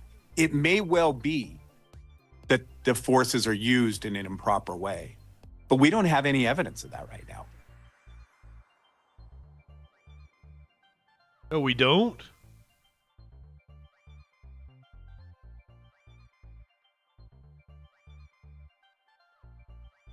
A Ninth Circuit Court of Appeals ruling on Monday will allow Trump administration to deploy National Guard troops in Portland, saying it is likely to succeed on its appeal of an order that blocked the deployment.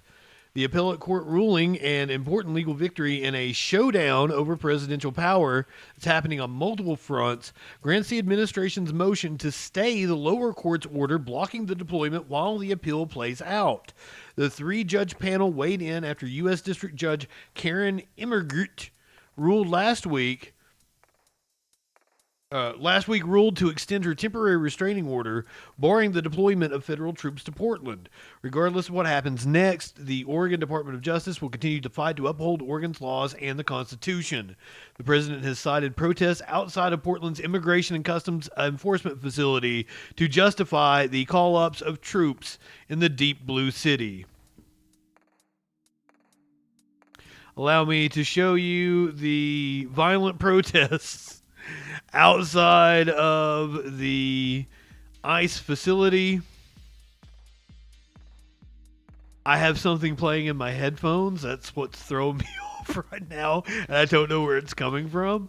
But let me show you the violent protests taking place outside of the ICE facility. I should probably just have this on my sheet.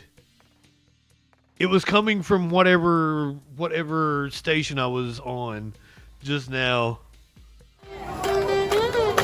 This is the violent protest outside of the ICE facility in Portland, Oregon.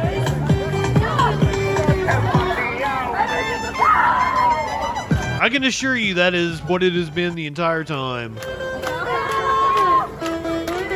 Maybe even more inflatables now. We can go look at a live stream of it right now. And this is what's going to be going on.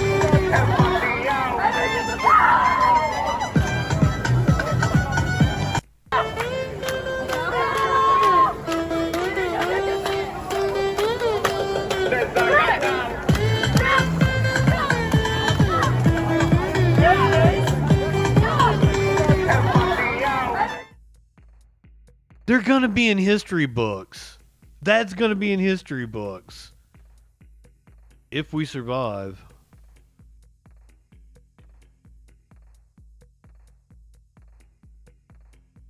Once again, it's going to be another night of me showing you where the violence is actually coming from.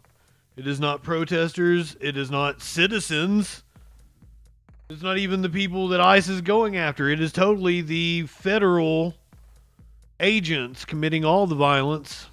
An SUV believed to be driven by an immigration agent rammed a truck in Oxnard and then took a person into custody. An immigrant rights watchdog group shot this video. Following the crash, a crowd gathered. Oxnard PD says the crowd got boisterous, so officers were sent in to, quote, keep the peace, but not to assist federal agents. The crowd eventually dispersed. The person detained was also injured and was taken to the hospital. He was later released from custody and spoke just a few minutes ago. He says he's part of a group monitoring the actions of ICE. At one point, the police department did say that they were going to hand me over to the agents, and that's where I kind of got a little nervous, because these are the same dudes that just rammed into the car and were really aggressive. So once they put me in cuffs and put me in the car, I requested to go to a hospital to get checked out, because I already had a headache at that point. My neck was sore, and we were there for a while. Then after that, they brought me here. They processed me and they released me on pending charges. I was shocked. What charges? So fast, but also at the same time, from the beginning, I knew that I did nothing wrong. He says he was not told what those charges might be, in fact, if there even are any. He also says nobody talked to them about the damage caused to his truck and that he'll be back monitoring ICE tomorrow. Good for him. Will not be intimidated by jackbooted thugs. An ICE agent in Chicago shot a woman and then apparently knew he fucked up and fled. Once again, the violence coming from the federal agents. An ICE agent who fired shots into the Brighton Park neighborhood this month drove his work SUV back to Maine. A judge now demanding his return to Chicago. Tia Ewing is at the Dirksen courthouse with more. A stunning twist came out in court. The SUV that's at the center of this investigation was driven over 1,100 miles away, all the way to the state of Maine. And now the big question is, did Miramar Martinez and Anthony Ian Santos Ruiz ram into ICE agents, or were they merely alerting the public that ICE was coming on October 4th?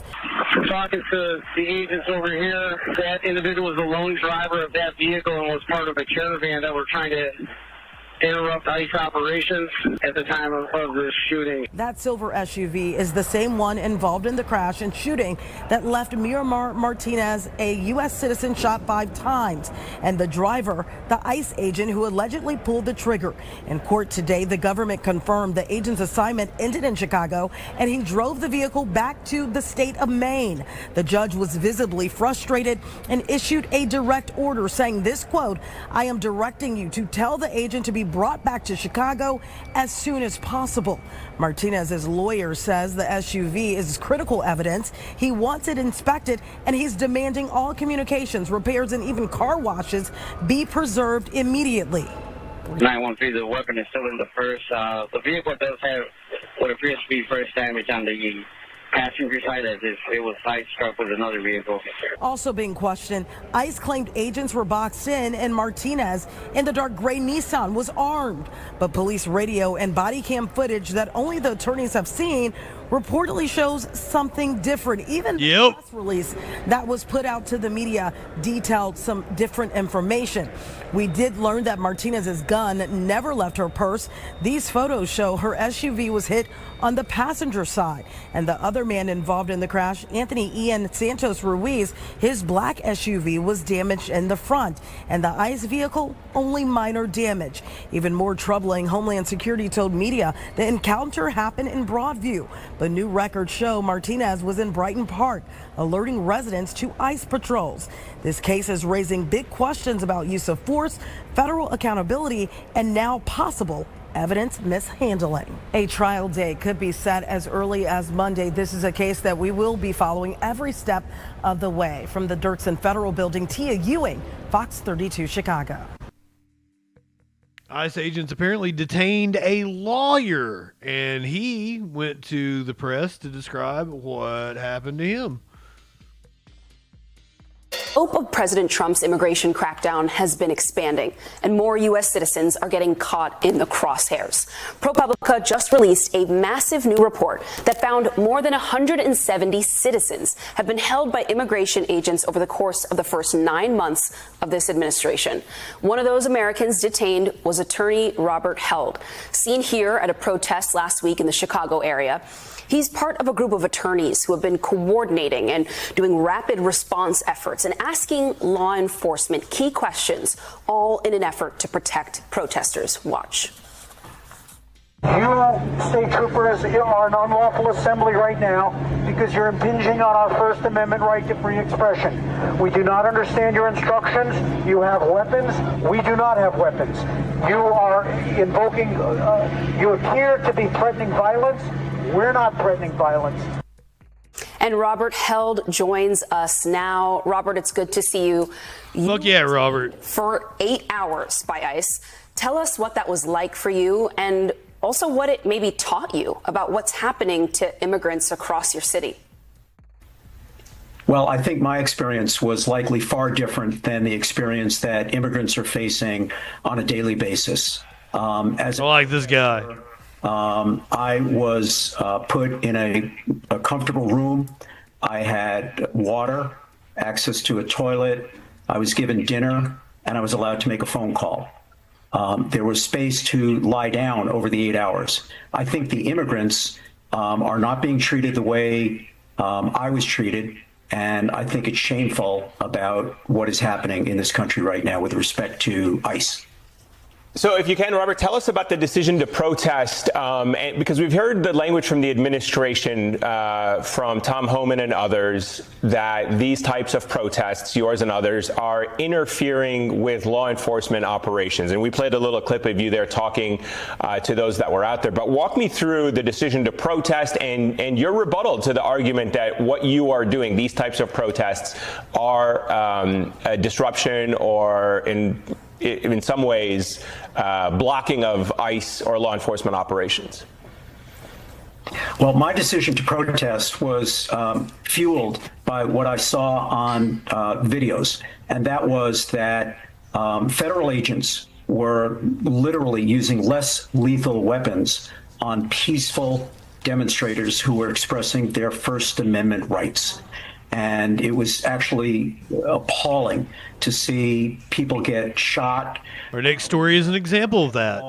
Rubber bullets, tear gas canisters being thrown into peaceful demonstrators.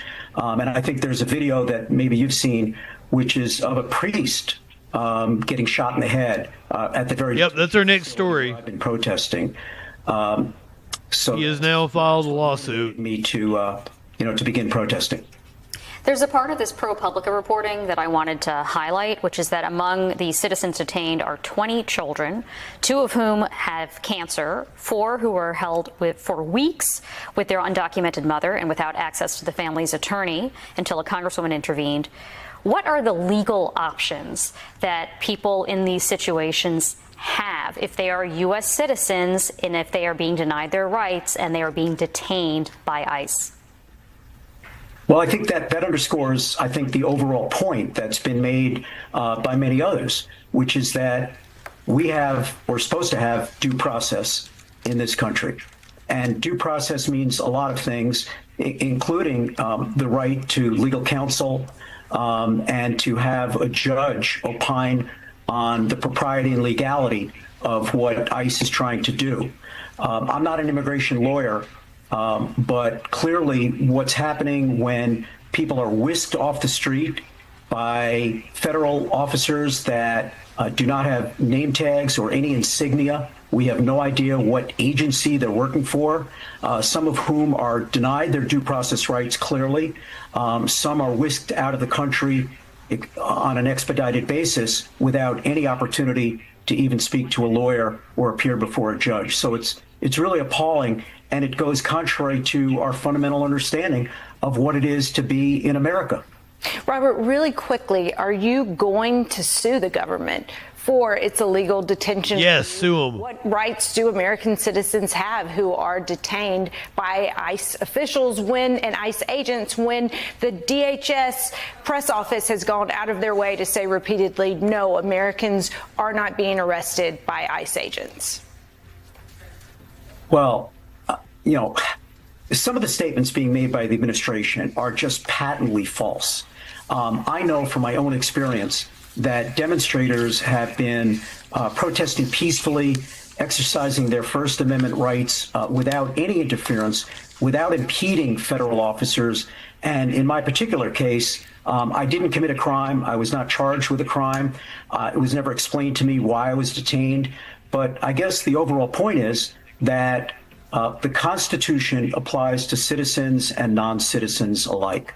So my hope and expectation is that the administration will reverse course in terms of the appalling conduct and denial of due process rights to immigrants and to citizens alike. It really needs to change. All right, Robert Held, thank you so much for joining us. Greatly appreciate you joining. He brought up the pastor that was shot in the head with a pepper ball. He is now suing the federal government. It's been the epicenter of Trump's immigration crackdown as lawsuits are filed and federal agents face off with protesters. That leads us to Reverend David Black, pastor at the First Presbyterian Church of Chicago.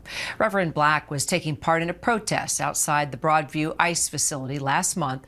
When he said upon his arrival, he felt moved to just pray for the ICE agents. He said he didn't cross any lines. He didn't block any cars. He just stood by the building with his hands out, stretched in prayer, and warned the ICE officers of the spiritual consequences of what they were doing. But Reverend Black says his prayers did not. Wow, those pictures. Instead, those ICE agents opened fire on him, striking him 7 times with pepper balls, those pellets that release a chemical irritant. Reverend Black has not only not stopped confronting federal agents while the immigration crackdown continues across the country, but he also hasn't stopped calling for accountability through his faith, his prayers, and his forgiveness. I wish my bots could hack Reverend people. Black joins me now. Reverend, good to see you. You say that you have forgiven those ICE agents who shot you, but you still want them held accountable. What does that mean to you? That's right. This is an administration that notoriously denies responsibility for any of the atrocities that it brings against the American public. And I think that this is an instance where we suddenly have boundaries which are being systematically violated by those very agents on Chicago city streets. So I am looking to see accountability, and I'm looking to see the pushback of the American people against these aggressions against our civil liberties. How would you describe the situation on the streets of Chicago right now? And why are you so passionate about continuing to protest?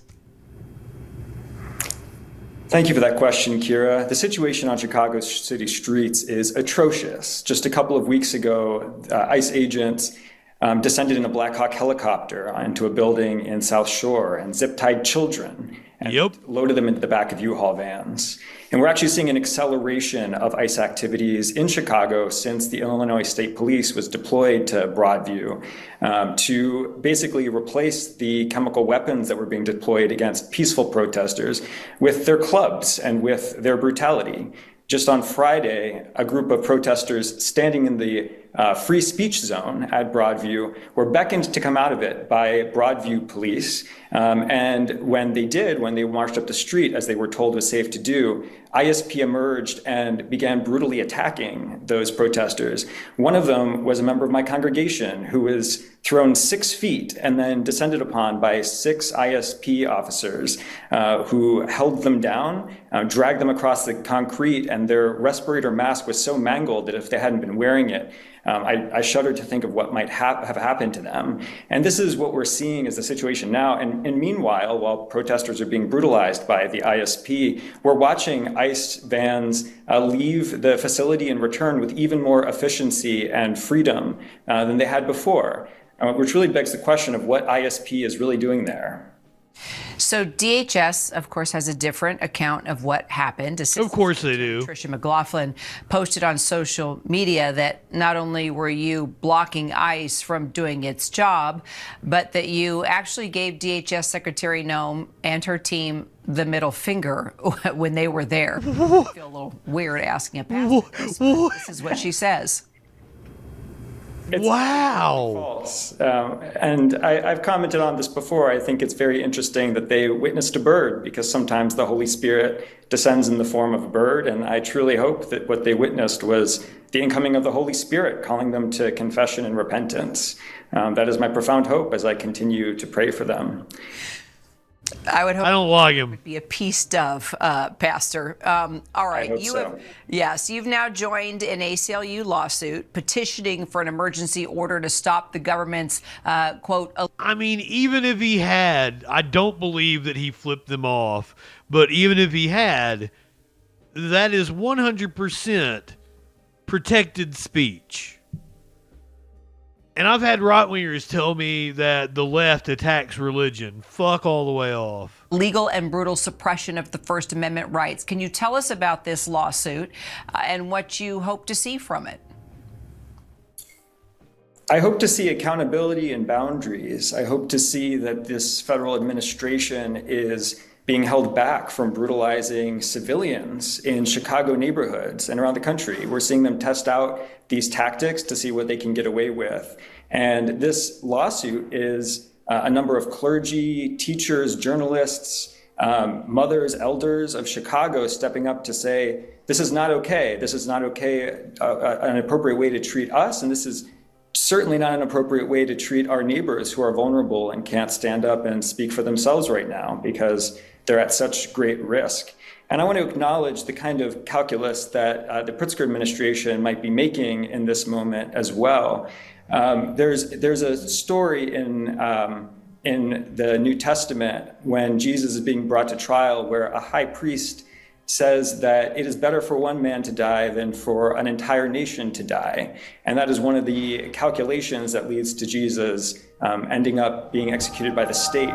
And we're seeing a similar kind of morally compromised calculation being made by the state administration as they basically sacrifice our neighbors who are at such great risk in an attempt to hold back the National Guard. And that was very tactful, Cicero. I might have to use that. Against the city of Chicago. And Illinoisans and Chicagoans and Americans are stepping up to say it was a polite way to dismiss a religious person. That whether the sacrificial lamb's name is Jesus or Jesus, that we are standing alongside him to protect him and all of our neighbors, children, mothers, teachers, friends, people who are so much a part of our community and so valuable to us. Reverend David Black from Chicago, appreciate your time today. Thank you.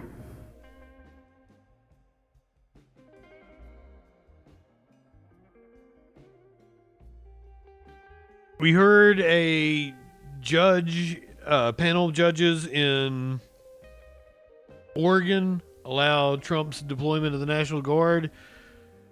Today in Illinois, federal agents had to testify in front of a judge about their recent operations in Chicago. This is Chicago's very own WGN Midday News.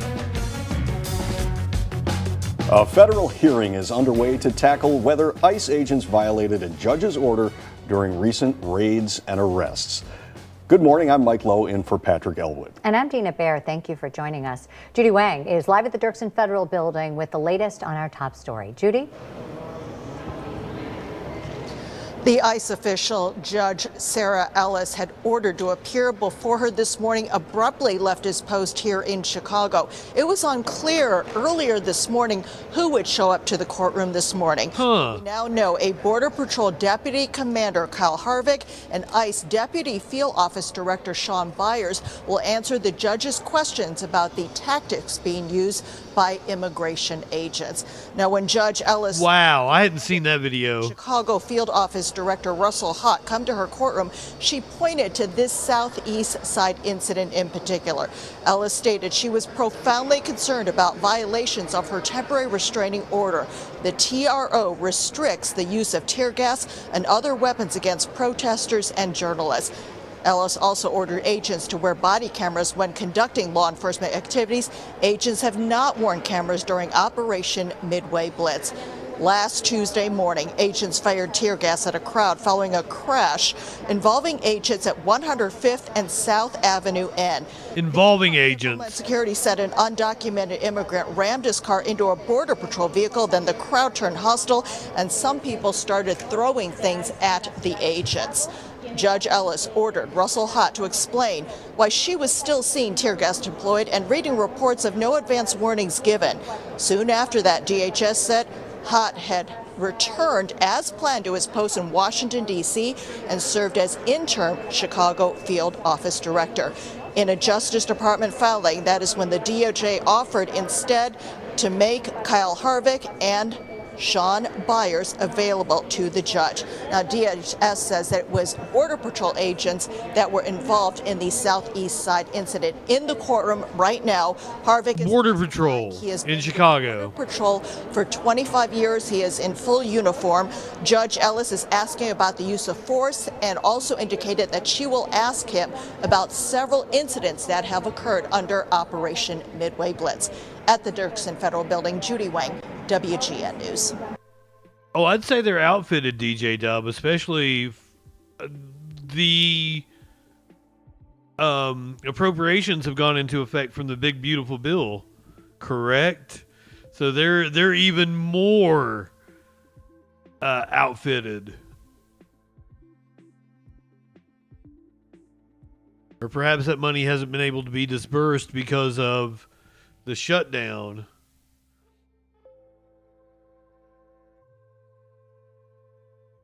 This is an investigation into black residents of Chicago being arrested and charged with felonies despite the fact that they are legally carrying. And this should worry any gun rights advocate out there. It is your constitutional right to carry a gun in the state of Illinois if you have the proper licenses. But some black gun owners say their rights are being violated. CBS News Chicago investigator Dorothy Tucker uncovered several cases where they were stopped by police and charged with felonies despite having everything in order, leaving them to pick up the pieces of their lives. We did something that's never been done before, watermelon cheesecake. A cheesecake tasting in the south suburbs. Watermelon cheesecake actually sounds really good. Business. It's gonna blow you away. I like it. All was good. Oh my God, it's so good. I told you. This is like a Jolly Ranch. Until this. Right now, this is I'm an entrepreneur. I have a company, a cheesecake company called Ann's Flavored Cheesecakes. At the time of this interview, Lewis faced a felony charge. This has been very true. For? I feel like my rights was violated.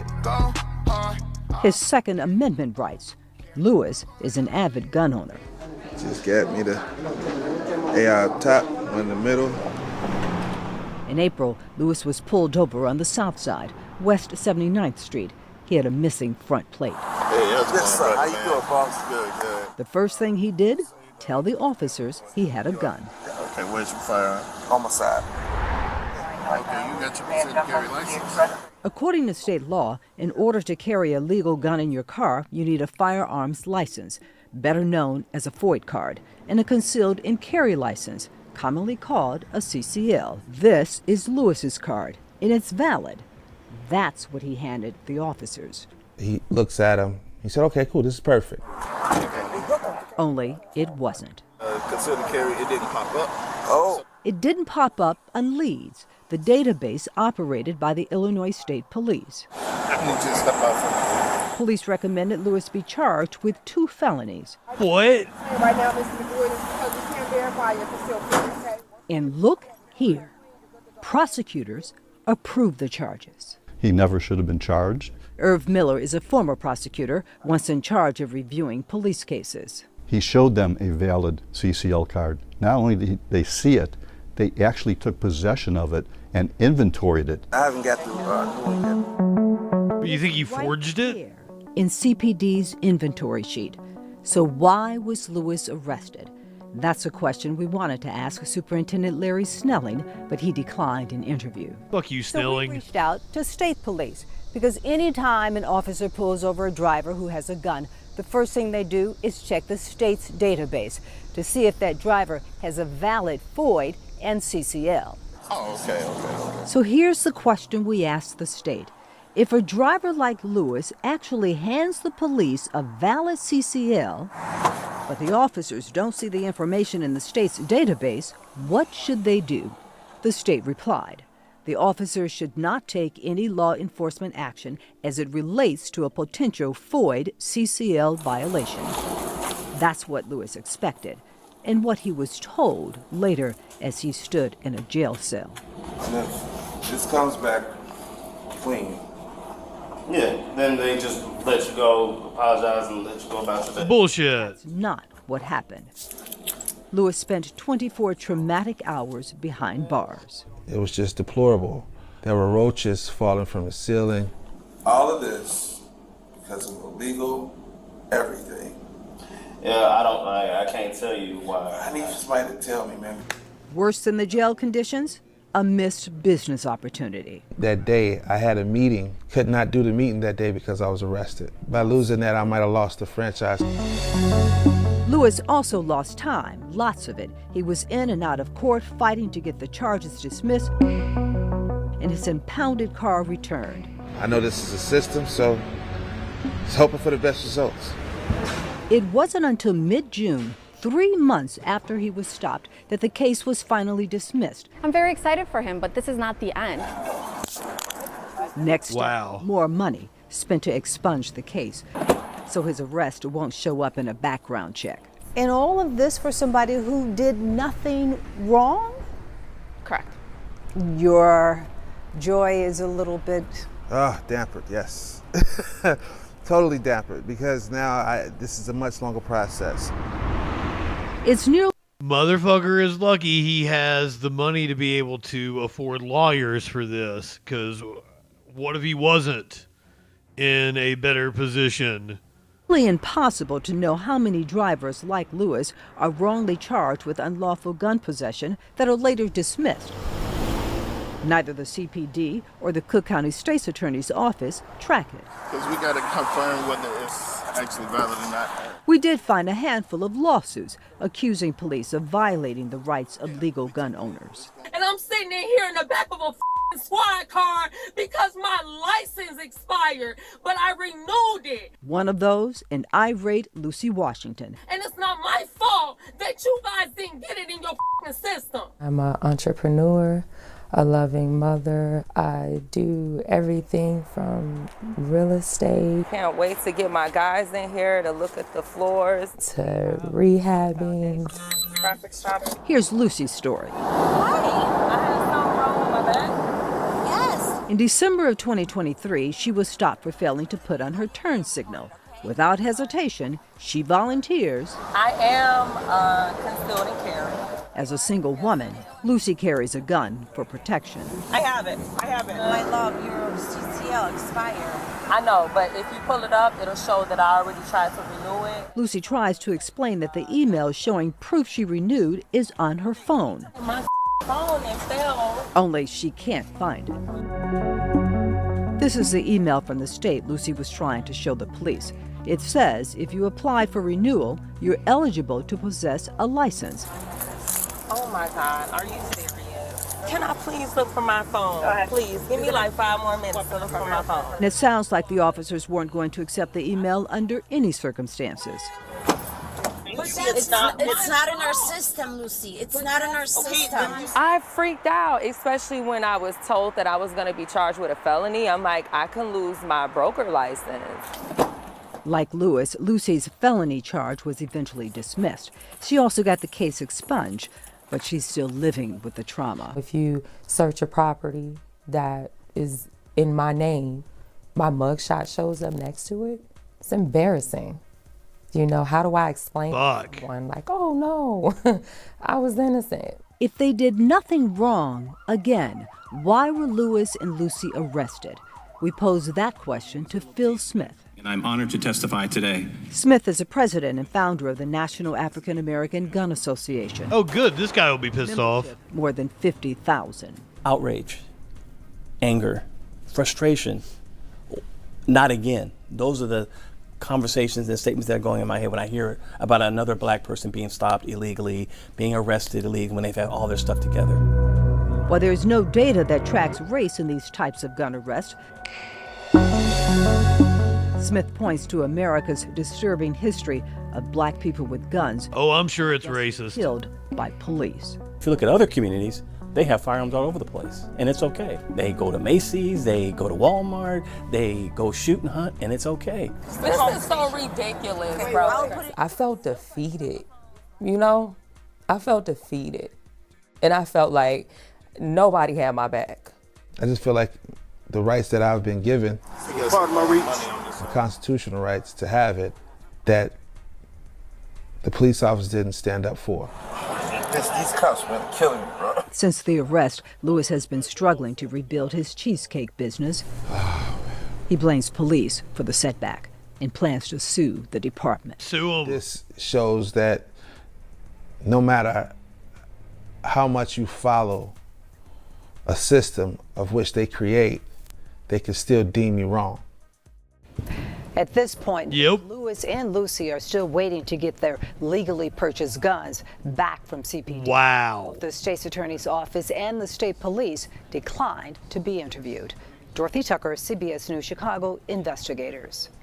Our team is working to find out just how often this happens. If this happened to you, we want to know. Head to our website and take our survey at cbschicago.com.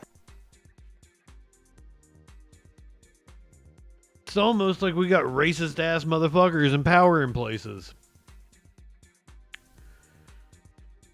Speaking of which, a Trump nominee says that MLK Jr. holiday belongs in hell and that he has a Nazi streak, according to his text messages. Paul Ingracia's bid to lead a whistleblower agency is set for a Senate confirmation hearing tomorrow. On Thursday.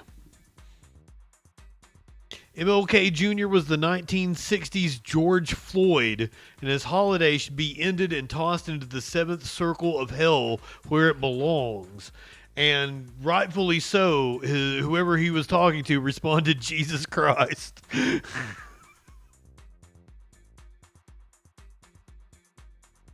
Paul Ingracia is President Donald Trump's embattled nominee to lead the Office of Special Counsel. He told a group of fellow Republicans in a text chain.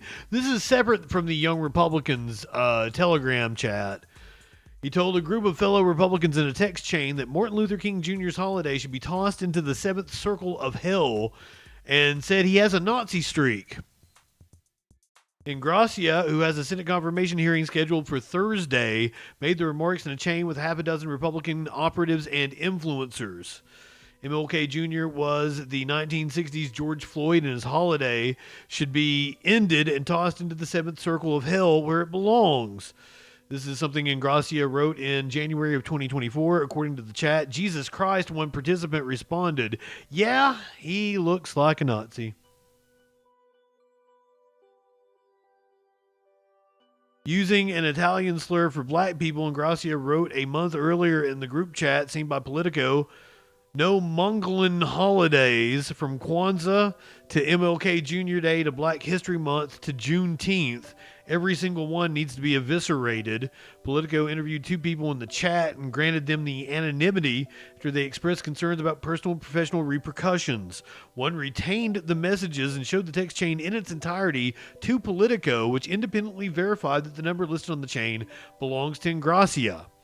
The person said he came forward because he wants the government to be staffed with experienced people who are taken seriously. The second person has since deleted the chain and didn't recall specifics about it, but did confirm that the discussions took place. A lawyer for Ingracia, Edward Andrew Potzik, initially suggested that some of the texts were intended to be poking fun at liberals, though he didn't confirm they were authentic. Looks like these texts could be manipulated or being provided without or with material context omitted. However, arguendo, even if the texts are authentic, they clearly read as self-deprecating and satirical humor, making fun of the fact that liberals outlandishly and routinely calling MAGA supporters Nazis.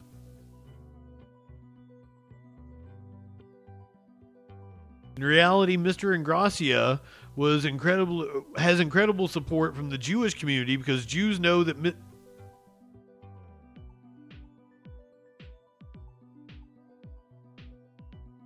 in reality, Mr. Ingracia has incredible support from the Jewish community because Jews know that Mr. Ingracia is the furthest thing from a Nazi.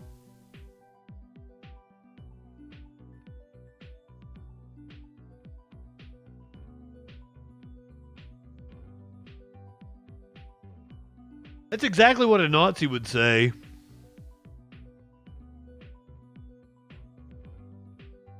It's the exact thing a Nazi would say. I've got Jewish friends. They love me. I can't be a Nazi. The Jews love me. I can't be a Nazi. And says it, the Jews.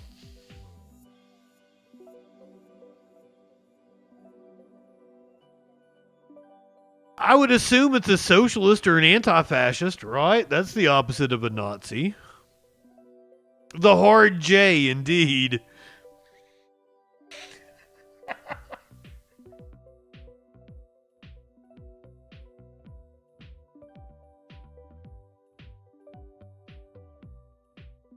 Prosecutors are moving to disqualify James Comey's attorney.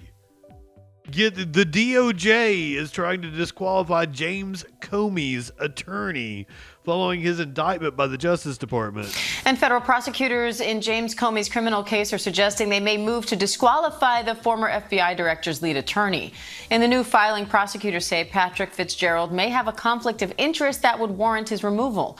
ABC News Justice Department reporter Are they one of the law firms that is donating to Trump or some shit? Alex Mallon has more on that story. So, Alex, what are you learning about this possible conflict of interest? Yeah, so Comey's attorney is Patrick Fitzgerald. He's a high-powered, white-collar defense attorney, also a former top DOJ official. He brought some really high-profile prosecutions. But prosecutors are essentially alleging in this filing that he was involved in what happened in 2017 after James Comey was fired by President Trump, in which Comey relayed a series of memos about his interactions with Trump to several reporters, including at the New York Times. They say that because Fitzgerald was involved with that, he should be conflicted out of serving as Comey's lead defense attorney in this case, which involves Comey's alleged lies to the Senate Judiciary Committee in 2020 about a different set of disclosures that he gave to a professor named Daniel Richman. It's kind of complicated, but they say because these disclosures to Fitzgerald took place around the same time as his alleged disclosures to Richman, that should warrant him being removed from the case. I expect, that we'll see Fitzgerald respond to this. This is about a request to the judge overseeing Comey's case to make available a subset of evidence that's currently under quarantine because it involves Comey's interactions with several of his attorneys. And Comey's attorneys have been really critical of the government by bringing this issue up because they say that this is something that should have been done well before they brought this indictment, and they relate this to their overall concerns about this case being brought in a very rushed manner, again, by President Trump's handpicked U.S. attorney to lead that office, Lindsay Halligan. Fitzgerald's expected to make a series of filings today. What can we expect there? Yeah, we expect at least 2 different motions to dismiss Comey's case. One is going to be in the form of what's called a vindictive prosecution memo. They're going to say, and they previewed this previously in court, that the Comey case entirely was brought at the orders of President Trump. They're going to point to that True Social post by President Trump urging Attorney General Pam Bondi to act now to bring prosecutions against Comey and 2 other political enemies. And they're going to point to the pattern of conduct that we saw leading up to this indictment, where President Trump removed Eric Siebert, his previous handpicked attorney to lead the Eastern District of Virginia. He then installed Lindsay Halligan, and over the objections of career prosecutors in that office, she moved within 4 days of her appointment to bring that indictment against Comey. And she only was able to get 2 out of the 3 counts that she sought from the grand jury. And a separate motion that we expect is going to challenge the appointment of Lindsay Halligan entirely. They're going to say that her installation at the top of that office was unlawful. It circumvented law. They're going to point to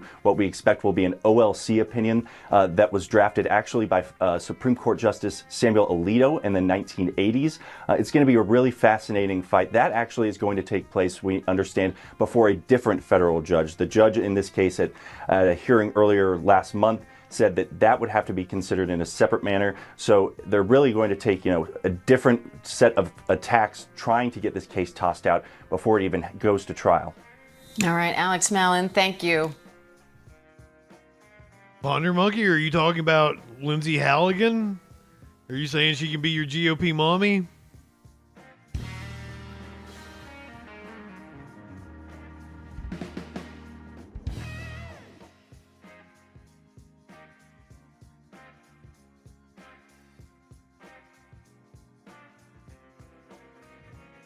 My boy. He got freed. He's out of jail. Already on Fox News. This weekend, ex-Congressman George Santos living life as a free man after President Trump commuted his prison sentence. Santos was serving a 7-year sentence for wire fraud and aggravated identity theft in New Jersey. Trump explaining, quote, George has been in solitary confinement for long stretches of time and by all accounts has been horribly mistreated. Therefore, I just signed a commutation releasing George Santos from prison immediately. Good luck, George. Have a great life. George Santos joins us now to react. George, thank you so much for joining us on the couch. So let's just, first of all, congratulations on getting out. I'm a no on this orgy couch, and Santos is not the reason. Thank you. Thank you for having me. And thank you to President Trump for clemency and for having such an amazing will for second chances. I feel like it's justice served in a sense of I've made some poor choices in my life, but nothing would warrant a insane, arbitrary sentence. But on top of that, a sentence that no one else would have gotten, a treatment that no one else would have gotten, 41 days in isolation in the SHU. And to add insult to injury, I had 2 co-defendants, one who got probation, one who was me, who got 7 years, and the other one who's still in the same facility today, suffering the same thing. Sam Mealy is still sitting in there, which I still think it's a great injustice. All non-violent first-time offenders with no criminal background, and we're being thrown in this harsh environment with absolutely nothing. So when I spoke to President Trump yesterday, I told him my commitment would be to prison reform. I told him my commitment. I think they had him isolated because, he would be, how could I put this? In high demand with the population. Commitment would be to fighting to help Sam Mealy and so many other people who are being absolutely drowned with this. He's got a pretty mouth. Sentencing a style of judges who are trying to circumvent the First Step Act. So you were convicted of identity theft and wire fraud, basically misusing the funds that donors have given to you for personal reasons. Why shouldn't you have served out your full term? Look, Charlie, I understand people want to make this into he's getting away with it. Right. I'm not getting away with it. I was the first person to ever go to federal prison for this type of civil FEC violation. These are usually solved in penalties. And I don't want to focus on trying to rehash the past. I want to take this experience and do good and move on with the future.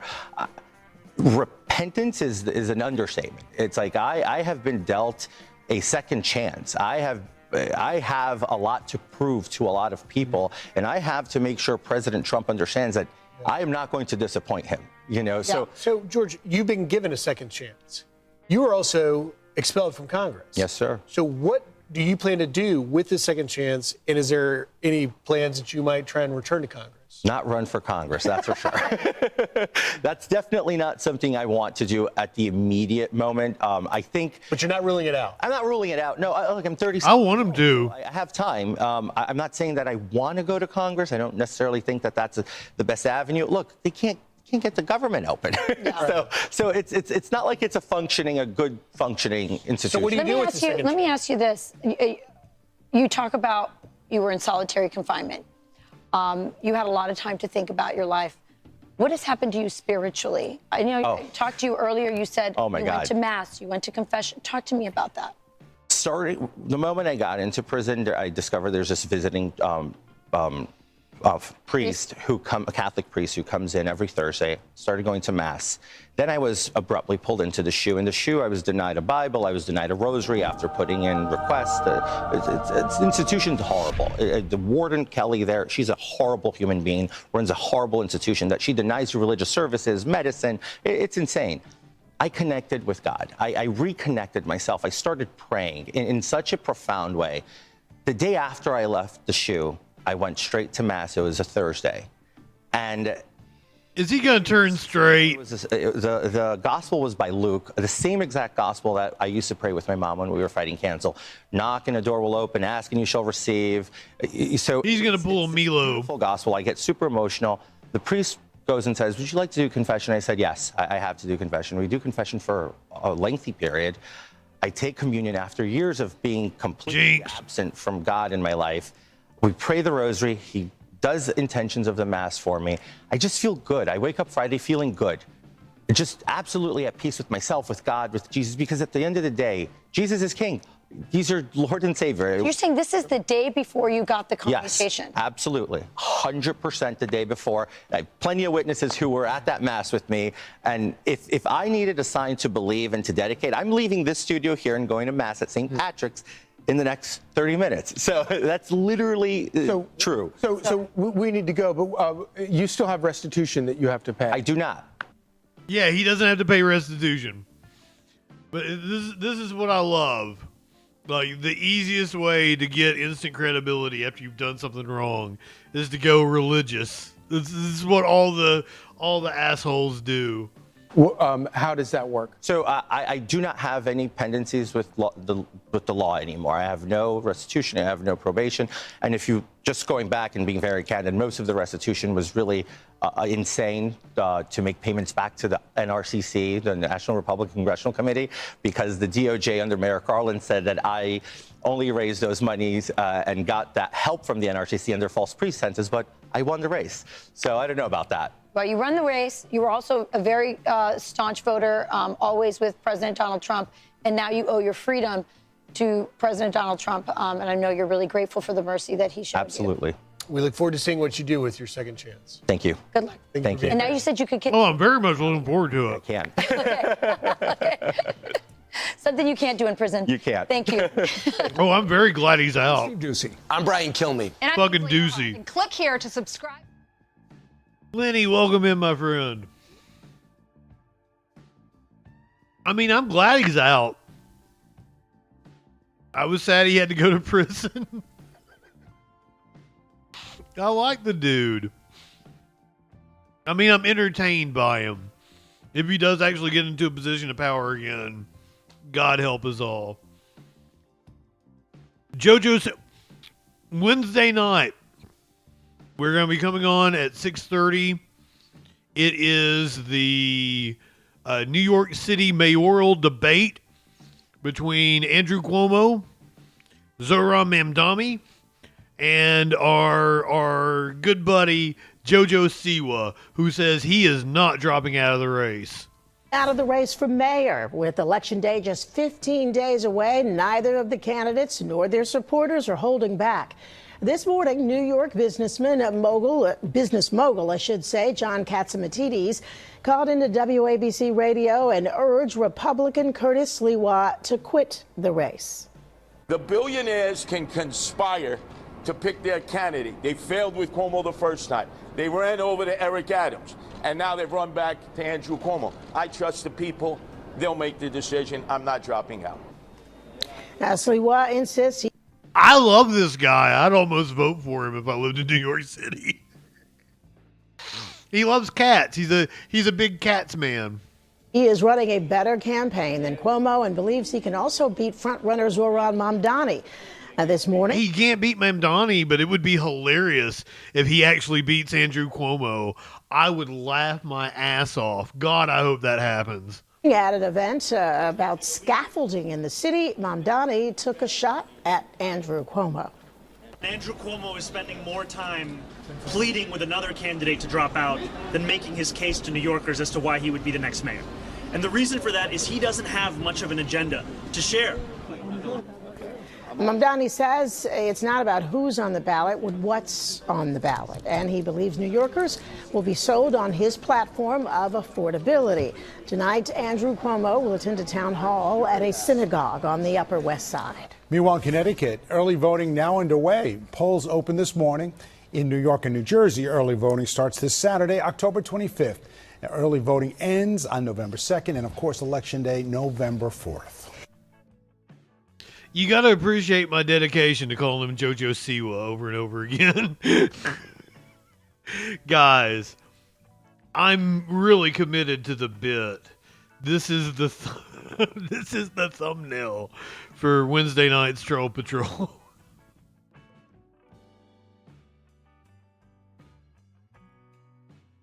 They even put the beret on her.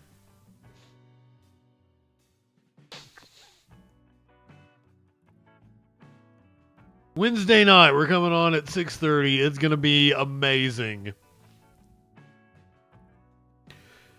Trump is apparently cringing over the fact that JoJo Siwa is obsessed with cats. President Trump finds something about Republican New York City mayoral contender JoJo Siwa to be preposterous. The president recoiled at the prospect of the cat lover bringing his clouder of felines into Gracie Mansion, as he said he hadn't decided whether to get involved in the race yet. Is he really a Republican? Am I a big fan? Trump mused during a pre-taped interview with Fox News' Sunday Morning Futures. There is JoJo Siwa with his mini cats, which... Me too, JoJo. I'm a huge cat person. This isn't exactly ideal where he wants to make Gracie Mansion a home for cats. Gracie Mansion is the magnificent home of Fiorella LaGuardia and the great mayors like Rudy Giuliani. You think we're stupid? You think we're fools? Trump and Siwa haven't spoken in over a decade, though the long-shot mayoral aspirant has made clear he would try to thaw out his icy rapport with the president amid their love-hate relationship. The pair appears to have last spoken on December 24th on Christmas Eve in 2013, when Siwa had Trump on his radio program. Anyone who watched the debate saw that I praised President Trump for what he got right, while making it clear that I will always put New Yorkers first, JoJo Siwa told the Post. As for the cats, I'm proud of the life-saving work my wife Nancy and rescuers across New York do every day to protect animals in distress.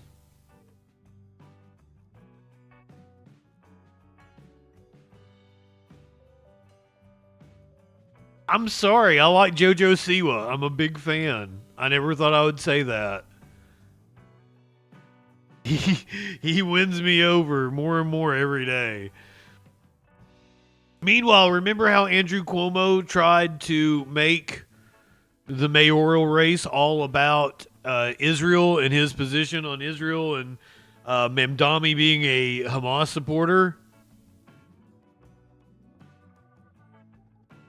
Apparently, he is wondering why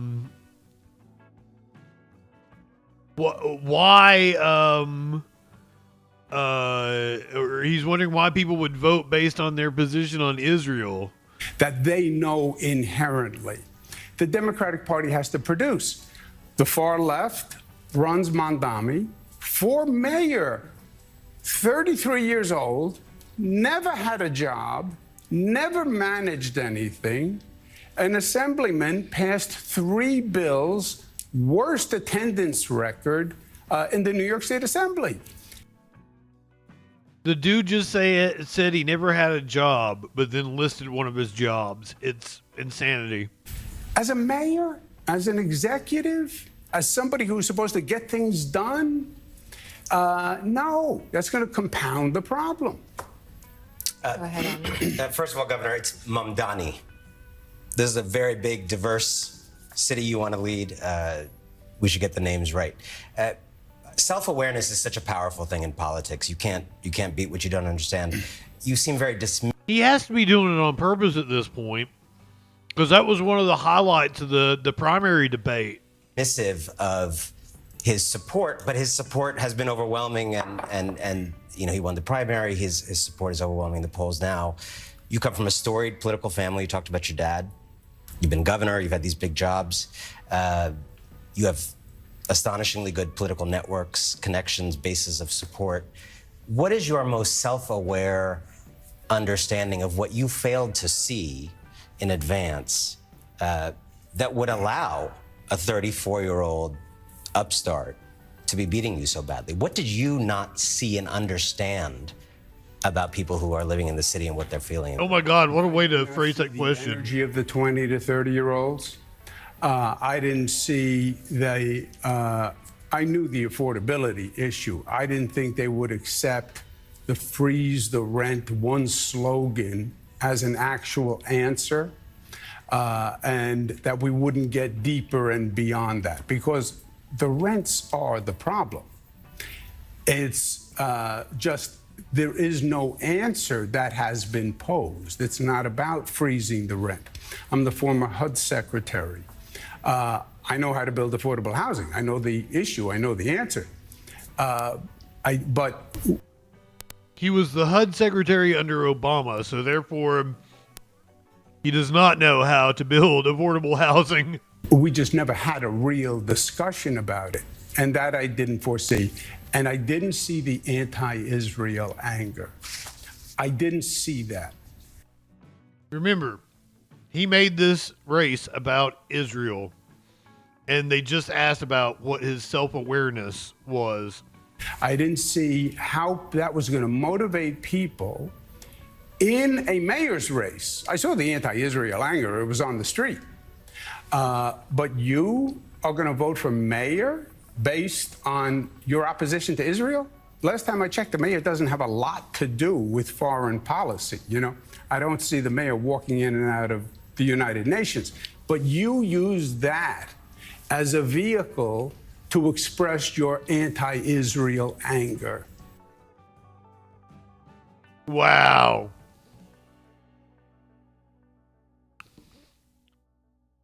Seriously, it's one of their main planks of their campaign.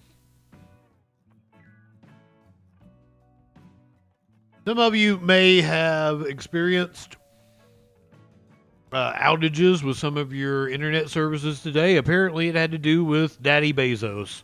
One of the latest on a major worldwide internet outage overnight. A problem surfaced at Amazon Web Services that brought down some of the world's most popular apps and websites, such as YouTube, Reddit, Snapchat, even McDonald's and Starbucks.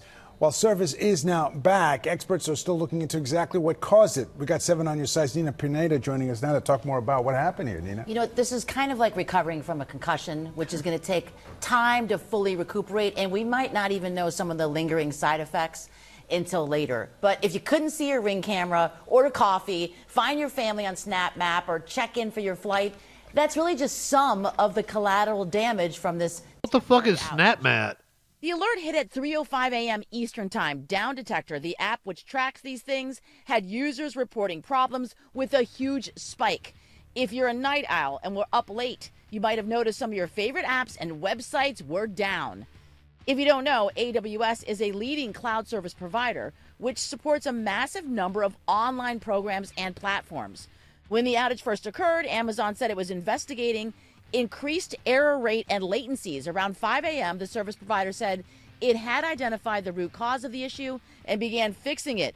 Half an hour later, most services were... Oh, I guess Twitch was down. These are just some of the major companies that had their services That would make sense. impacted. It was Snapchat. Prime Video, also Ring Doorbell, Lyft, McDonald's, Snapchat, gaming apps, United and Delta Airlines, and Venmo and Verizon. McAfee's chief technology officer said that consumers now need to be really careful. They also need to be careful from a cyber perspective. The scammers know that consumers are going to be on the lookout for information from something that had a disruption, and they could get an email or a text message that says, in order to get your account fully operational, click on this link. There's nothing directly consumers can do to recover, but they do need to stay vigilant so that they don't fall victim to scammers that are taking advantage of this sort of event. Oh yeah, cybersecurity firms like McAfee's know anytime there's a disruption, it is like Christmas for scammers when you get that link, and you will, to your... Oh shit, Raiders, welcome in. Noisy immigrant, my friend. Good to see you. Welcome. I'm not getting my alerts. I've been banned on Twitch. I showed the Charlie Kirk video. Twitch came down on me. I had to do a 30-day. And since then, everything's kind of been screwed up. But welcome in, Raiders. Good to see you. I'm JustinFREAKIN. If you don't know who I am, this is a perfect introduction right here. Go ahead, light one up, tip one back. It's all right to have a little fun before you hit the sack. I'm JustinFREAKIN. All we're establishing is this guy's wicked sick aesthetic. Not high enough for this shit. I guess I gotta thank Matt Ball for introducing me to JustinFREAKIN. Hey there, y'all. We're about to get stupid, locked into what that news be doing. Fu Manchu and a slick bandana, colder than ice, smoother than Santana. Audio, video, chat and calls. Right wing nut jobs haunt the halls. What you wanna watch? Hey, what you think? And there's only one choice. It's JustinFREAKIN. The guy's, he's a formidable voice in the culture. Light one up and tip one back. It's a right to be high. Let's grab a snack. It's fucking news, quit panic, attack, and play your cards right and get a titty slap. Jump in Discords, have some fun. The man will talk to everyone. Get high and try to debate. When shit pops off, chat thinks it's great. What do you think you're doing? Join the troll patrol. Wherever discourse is brewing, he gives it that southern drawl. So let's go ahead and bring in Justin. Hey Justin, how's it going, brother? First of all, I want to say you're poser South. I'm in Alabama. I'm the real South. Okay, all right. So why don't you tell us what it takes to be a man? Well, I don't know. I'm in Alabama and I'll fuck a man in a dress. Why won't you fuck a man in a dress? Are you that insecure that you won't fuck a man in a dress? That's fantastic. So you're okay with that, right? Yeah. Why wouldn't I? Good. Right-wingers are morons. Light one it and tip one back. One more click before we hit the set an alert when that shit goes live. Social fucking support and hit subscribe. Light one up and take a hit. He does no harm, but he takes no shit. He's the last one standing when the ship is sinking. Let's take another rip for JustinFREAKIN. Light one up, tip one back. I'm JustinFREAKIN. Not high enough for this shit.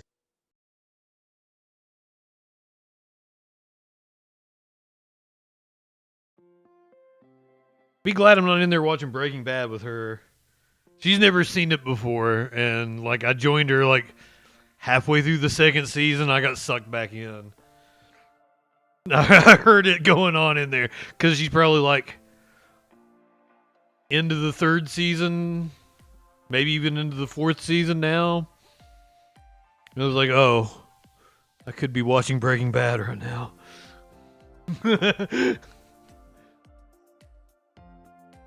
Did I see Matt pop in here? Welcome, friend. Glitter sparkle. What? Glitter sparkles, y'all. I love it.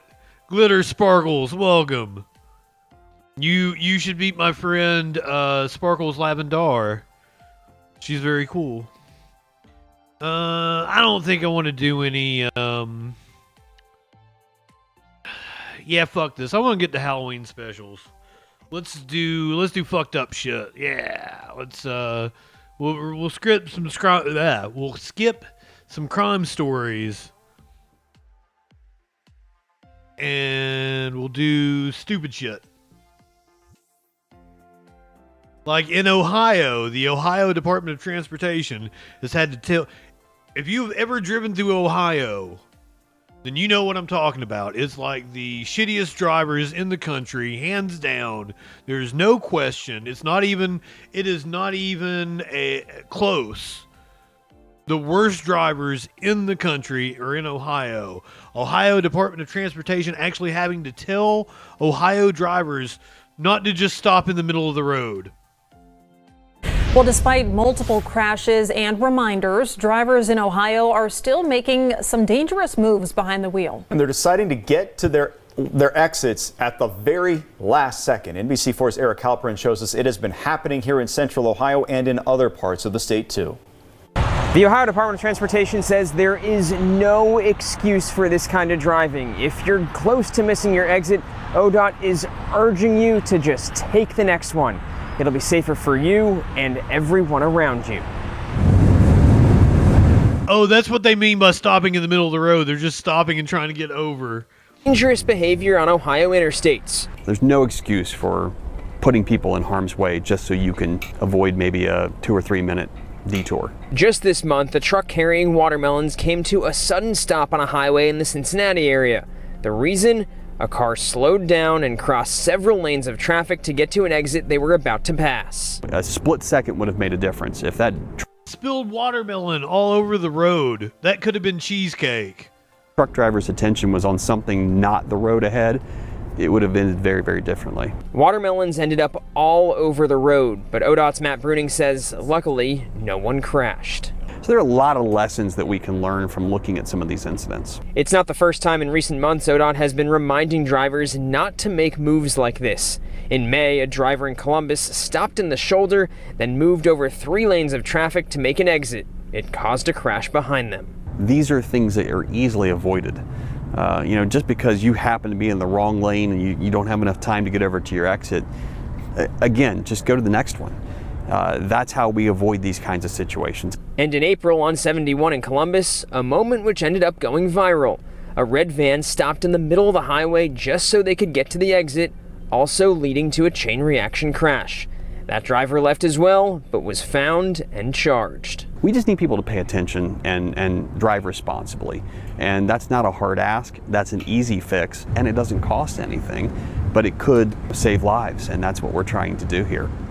And Bruning says this happens more. It's just these 3 situations were caught on ODOT's cameras. As we were driving on 315 today, there was a car in front of us which swerved at the last moment just to make an exit. Bruning says these situations also serve as good reminders to leave plenty of space between you and the cars in front of you. Local for you, I'm Eric Halperin, NBC4. Thanks for watching. That's some sort of axiom, glitter sparkle. It's kind of like how, people that drink and drive rarely ever die. It's always, some family that's driving home, and then the person that was actually drunk behind the wheel walks away from the crash, or they kill their buddy that was in the passenger seat or some shit.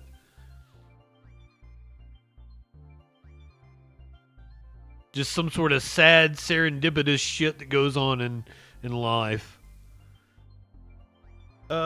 We are going to do a few Halloween stories. It is Halloween time. We're getting ready to watch some Halloween specials. If you're on Kick and Twitch with me, here in about 10 minutes, we're going to watch classic, sitcom, adult cartoon, Halloween specials. Let's do a few Halloween stories before we get there. A guest at Disneyland died after riding the Haunted Mansion. God, I'm horrible. A day of fun at Disneyland turned tragic. A woman in her 60s suffered a medical emergency while on the Haunted Mansion attraction and later died. NBC4's Amber Free is live in Anaheim with reaction now from Disney guests. Amber. Well, it's a Haunted Mansion. Hey, Michael, everyone we've been able to speak with out here who's headed to the park tell us they are saddened by the news. Still, for many, this doesn't It was 69 degrees in L.A. on that day. change their plans at the park, especially because they say not much information has been made available about what led to the woman's death. Listen, this is the Disneyland one. I don't know what it's like compared to the Haunted Mansion in Disney World, where I have been, but that one definitely sucked, and you would definitely be bored. Disneyland guests were surprised after learning a woman in her 60s died after riding the Haunted Mansion attraction. It is sad that when anyone passes away, anyone loses their life. It is very sad, and it should be accounted for that and have a time of sadness. Anaheim Fire and Rescue says they were called to the park around 6:30 p.m. Monday. They say the woman was found unresponsive in a cart known as a doom buggy at the end of the ride. The fire department says Disneyland security provided CPR until first responders arrived. They say the woman was then rushed to a local hospital where she was pronounced dead. Her cause of death has not yet been determined, but Anaheim Fire and Rescue says they don't believe it stemmed from an issue with the ride itself. The Haunted Mansion is a slow-moving dark ride that takes riders through a gothic estate filled with spooky illusions. Authorities have not said whether the woman was riding alone or with someone else in the two-person. So probably exactly like the one in Disney World. Many visitors told us they still feel safe in the park. In Disney, they're a huge corporation that is constantly running inspections. That does not give a fuck about you. Medical issues was, so we don't know if it was going to happen anyway. Had nothing associated with Disney. Perhaps the ride needs a sacrifice every few years to keep it haunted. Now, we reached out to Disney to ask them more about the woman, but they were only able to confirm that they had a woman on Monday who required medical attention and was then transferred to a local hospital. As far as the woman's identity or where she is from, we are still waiting for those details to be released by the coroner. For now, reporting live from Anaheim, Amber Frias, NBC4 News.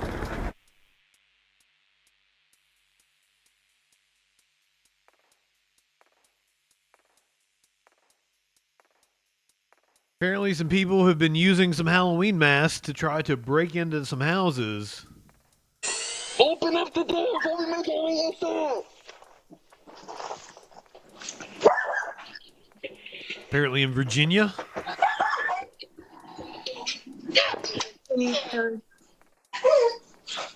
Open up the door.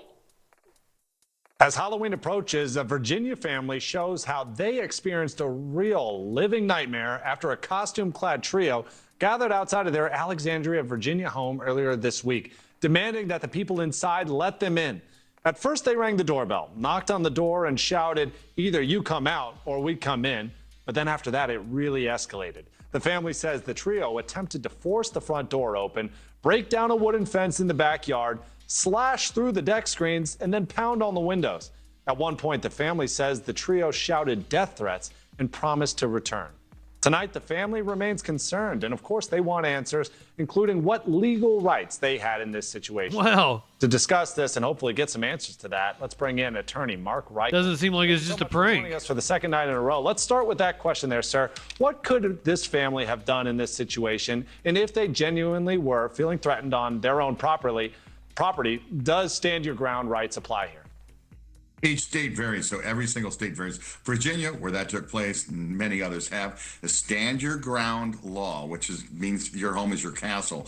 So you can't really use deadly force. You have to use the amount of reasonable force necessary to repel whatever the danger is to you. However, okay, you can use deadly force when it gets to the point where they're either breaking the door down, breaking the window open, or really close to getting the door open. You can't really just do it if they're standing on the porch. Even if they're threatening you, obviously the first thing to do is call the police. So it has to be where they break it into the house somehow. So jiggling the door is probably not enough. honestly, it's a terribly difficult legal call, but it's when they push it enough that you think they're going to get it open. You can fire away. Yeah, it really makes you wonder whether or not this was something that was nefarious, if it was just a prank that was really poorly thought out. Either way, the Alexandria police chief hinting at the idea that this trio may soon face charges, including burglary, as well as criminal threats. So do you think, I mean, I just heard your first answer, perhaps not, they didn't cross the line. Do you think charges might apply here? Oh, yeah. I do think it's absolutely all sorts of things. Yeah, it seems like terroristic threatening. Harm them. That's attempted B&E. Secondly, they were on the porch trying to break into this, an attempted break-in. If they really did slash a screen, it's possible that it could be the burglary, nighttime burglary. So right. I think they're absolutely going to, they'll be convicted if they're caught, I think, on these facts. What would the defense be, you think? If they caught these three guys, they had to appear in a court of law. What do you think would be the right way for a defense attorney to handle it?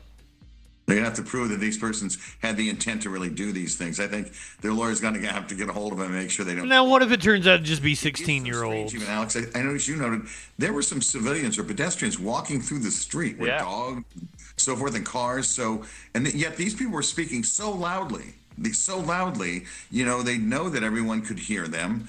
It was strange how they would walk back and stand there like they wanted to be photographed and would say these words over and over, "We're your worst nightmare." It is certainly strange. Seems like a prank. Charged with a crime. And if they would have gone a little bit further, I think these people would have had the right to use their gun. Well, you were right to point out the fact that there were other passerbys and civilians out. It doesn't look like this was in the dead of night. It looked like maybe, you know, at a time where people are still walking their dogs. It makes me wonder about just the fact that they're wearing costumes and maybe perhaps it being so close to Halloween that this is something that people might just shrug off. Oh, it's just kids, you know, messing around, when really it could be criminals out there meaning to do harm. They don't look armed or anything. Obviously, that's the great disguise to blend in, is to wear these horrible costumes. But they achieved their purpose. If they were trying to scare this person, they scared the rest of the nation. So. All right, what do you think would be the advice that we could give to viewers out there? I mean, this video is circulating on the internet. We've been showing it, obviously, because it is just so disturbing. There might be people out there that are thinking about their own security at their own homes and wondering, my God, I hope that never happens to me. What advice should we be giving them if they find themselves in a situation like this? No, that's really shocking. My wife, Elizabeth, I didn't show it to her because I didn't want to ruin Halloween for her. But so I agree with you. Ruin Halloween? Just immediately call the police. Immediately call the police. Don't let anybody in. And I'm telling you, they break that door a little. I'm like, let's get into the spooky season. You gotta protect yourself. Attorney Mark Reichel, thank you very much for your time. Let's get in the mood. More across America. Absolutely. All right. Thank you for watching. Oh my God. Oh, I had both Cuomos on the show tonight. Ew. Both Cuomos. A Texas church says they forgive an alleged pumpkin thief.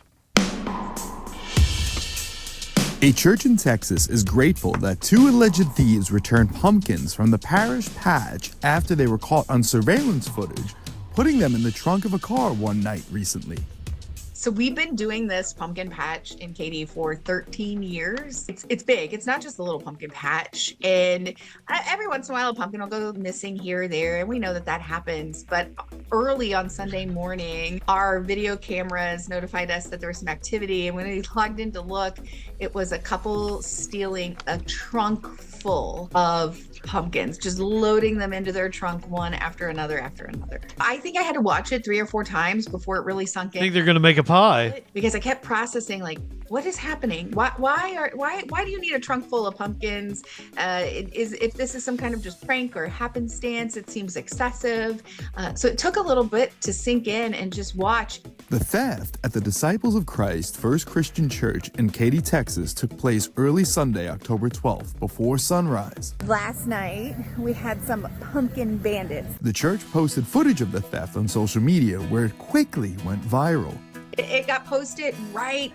What is this background music? It sounds like, hey, mama, hey, hey, live in a northern town. Does it not? Come on. Where it quickly went viral. It got posted right after the end of our worship service, and by the time I had made it home, it had exploded. And it goes to show a couple things. It shows how our community rallies, not just about pumpkins, but about other things we do. Sometimes we think loud voices represent the majority, and this is a clear picture that our community wants to stand for community, support one another, and love one another too, I think, because we can call each other out. We can hold Was that you? What a booty. In a loving way. Days later, the hey girl, you can be my GOP mommy. came back one day to confess to what happened.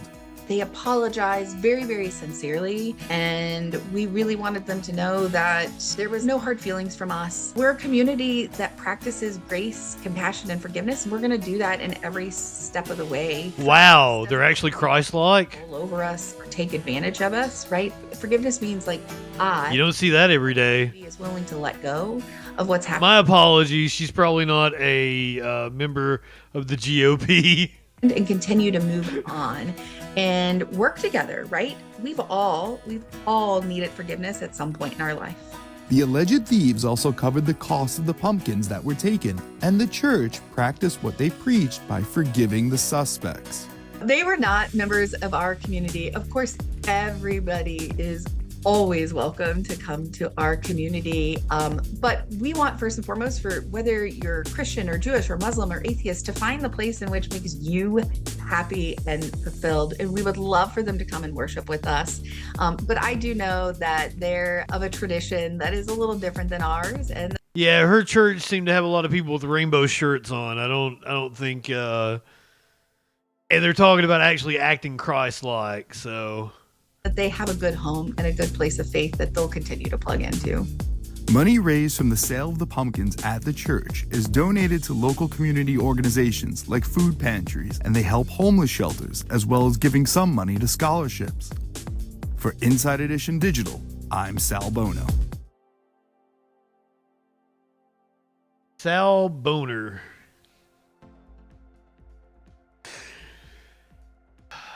All right, stick with me, people on Twitch and Kick. We're going to watch some classic television Halloween specials. Come on. Come on. Millie, come. You just stay there.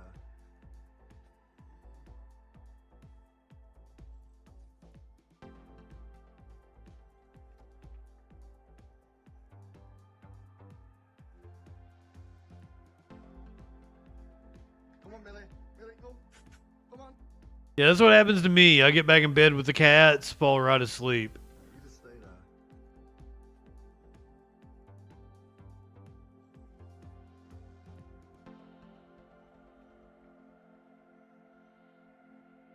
So Twitch people, Kick people, stick with me. Come on, Millie. Millie, come. We're going to do classic television Halloween specials. YouTube people, podcast people. Light one up, tip one back. It's all right to have a little fun before we hit the sack. I'm JustinFREAKIN. We'll see you tomorrow night on the Troll Patrol, live.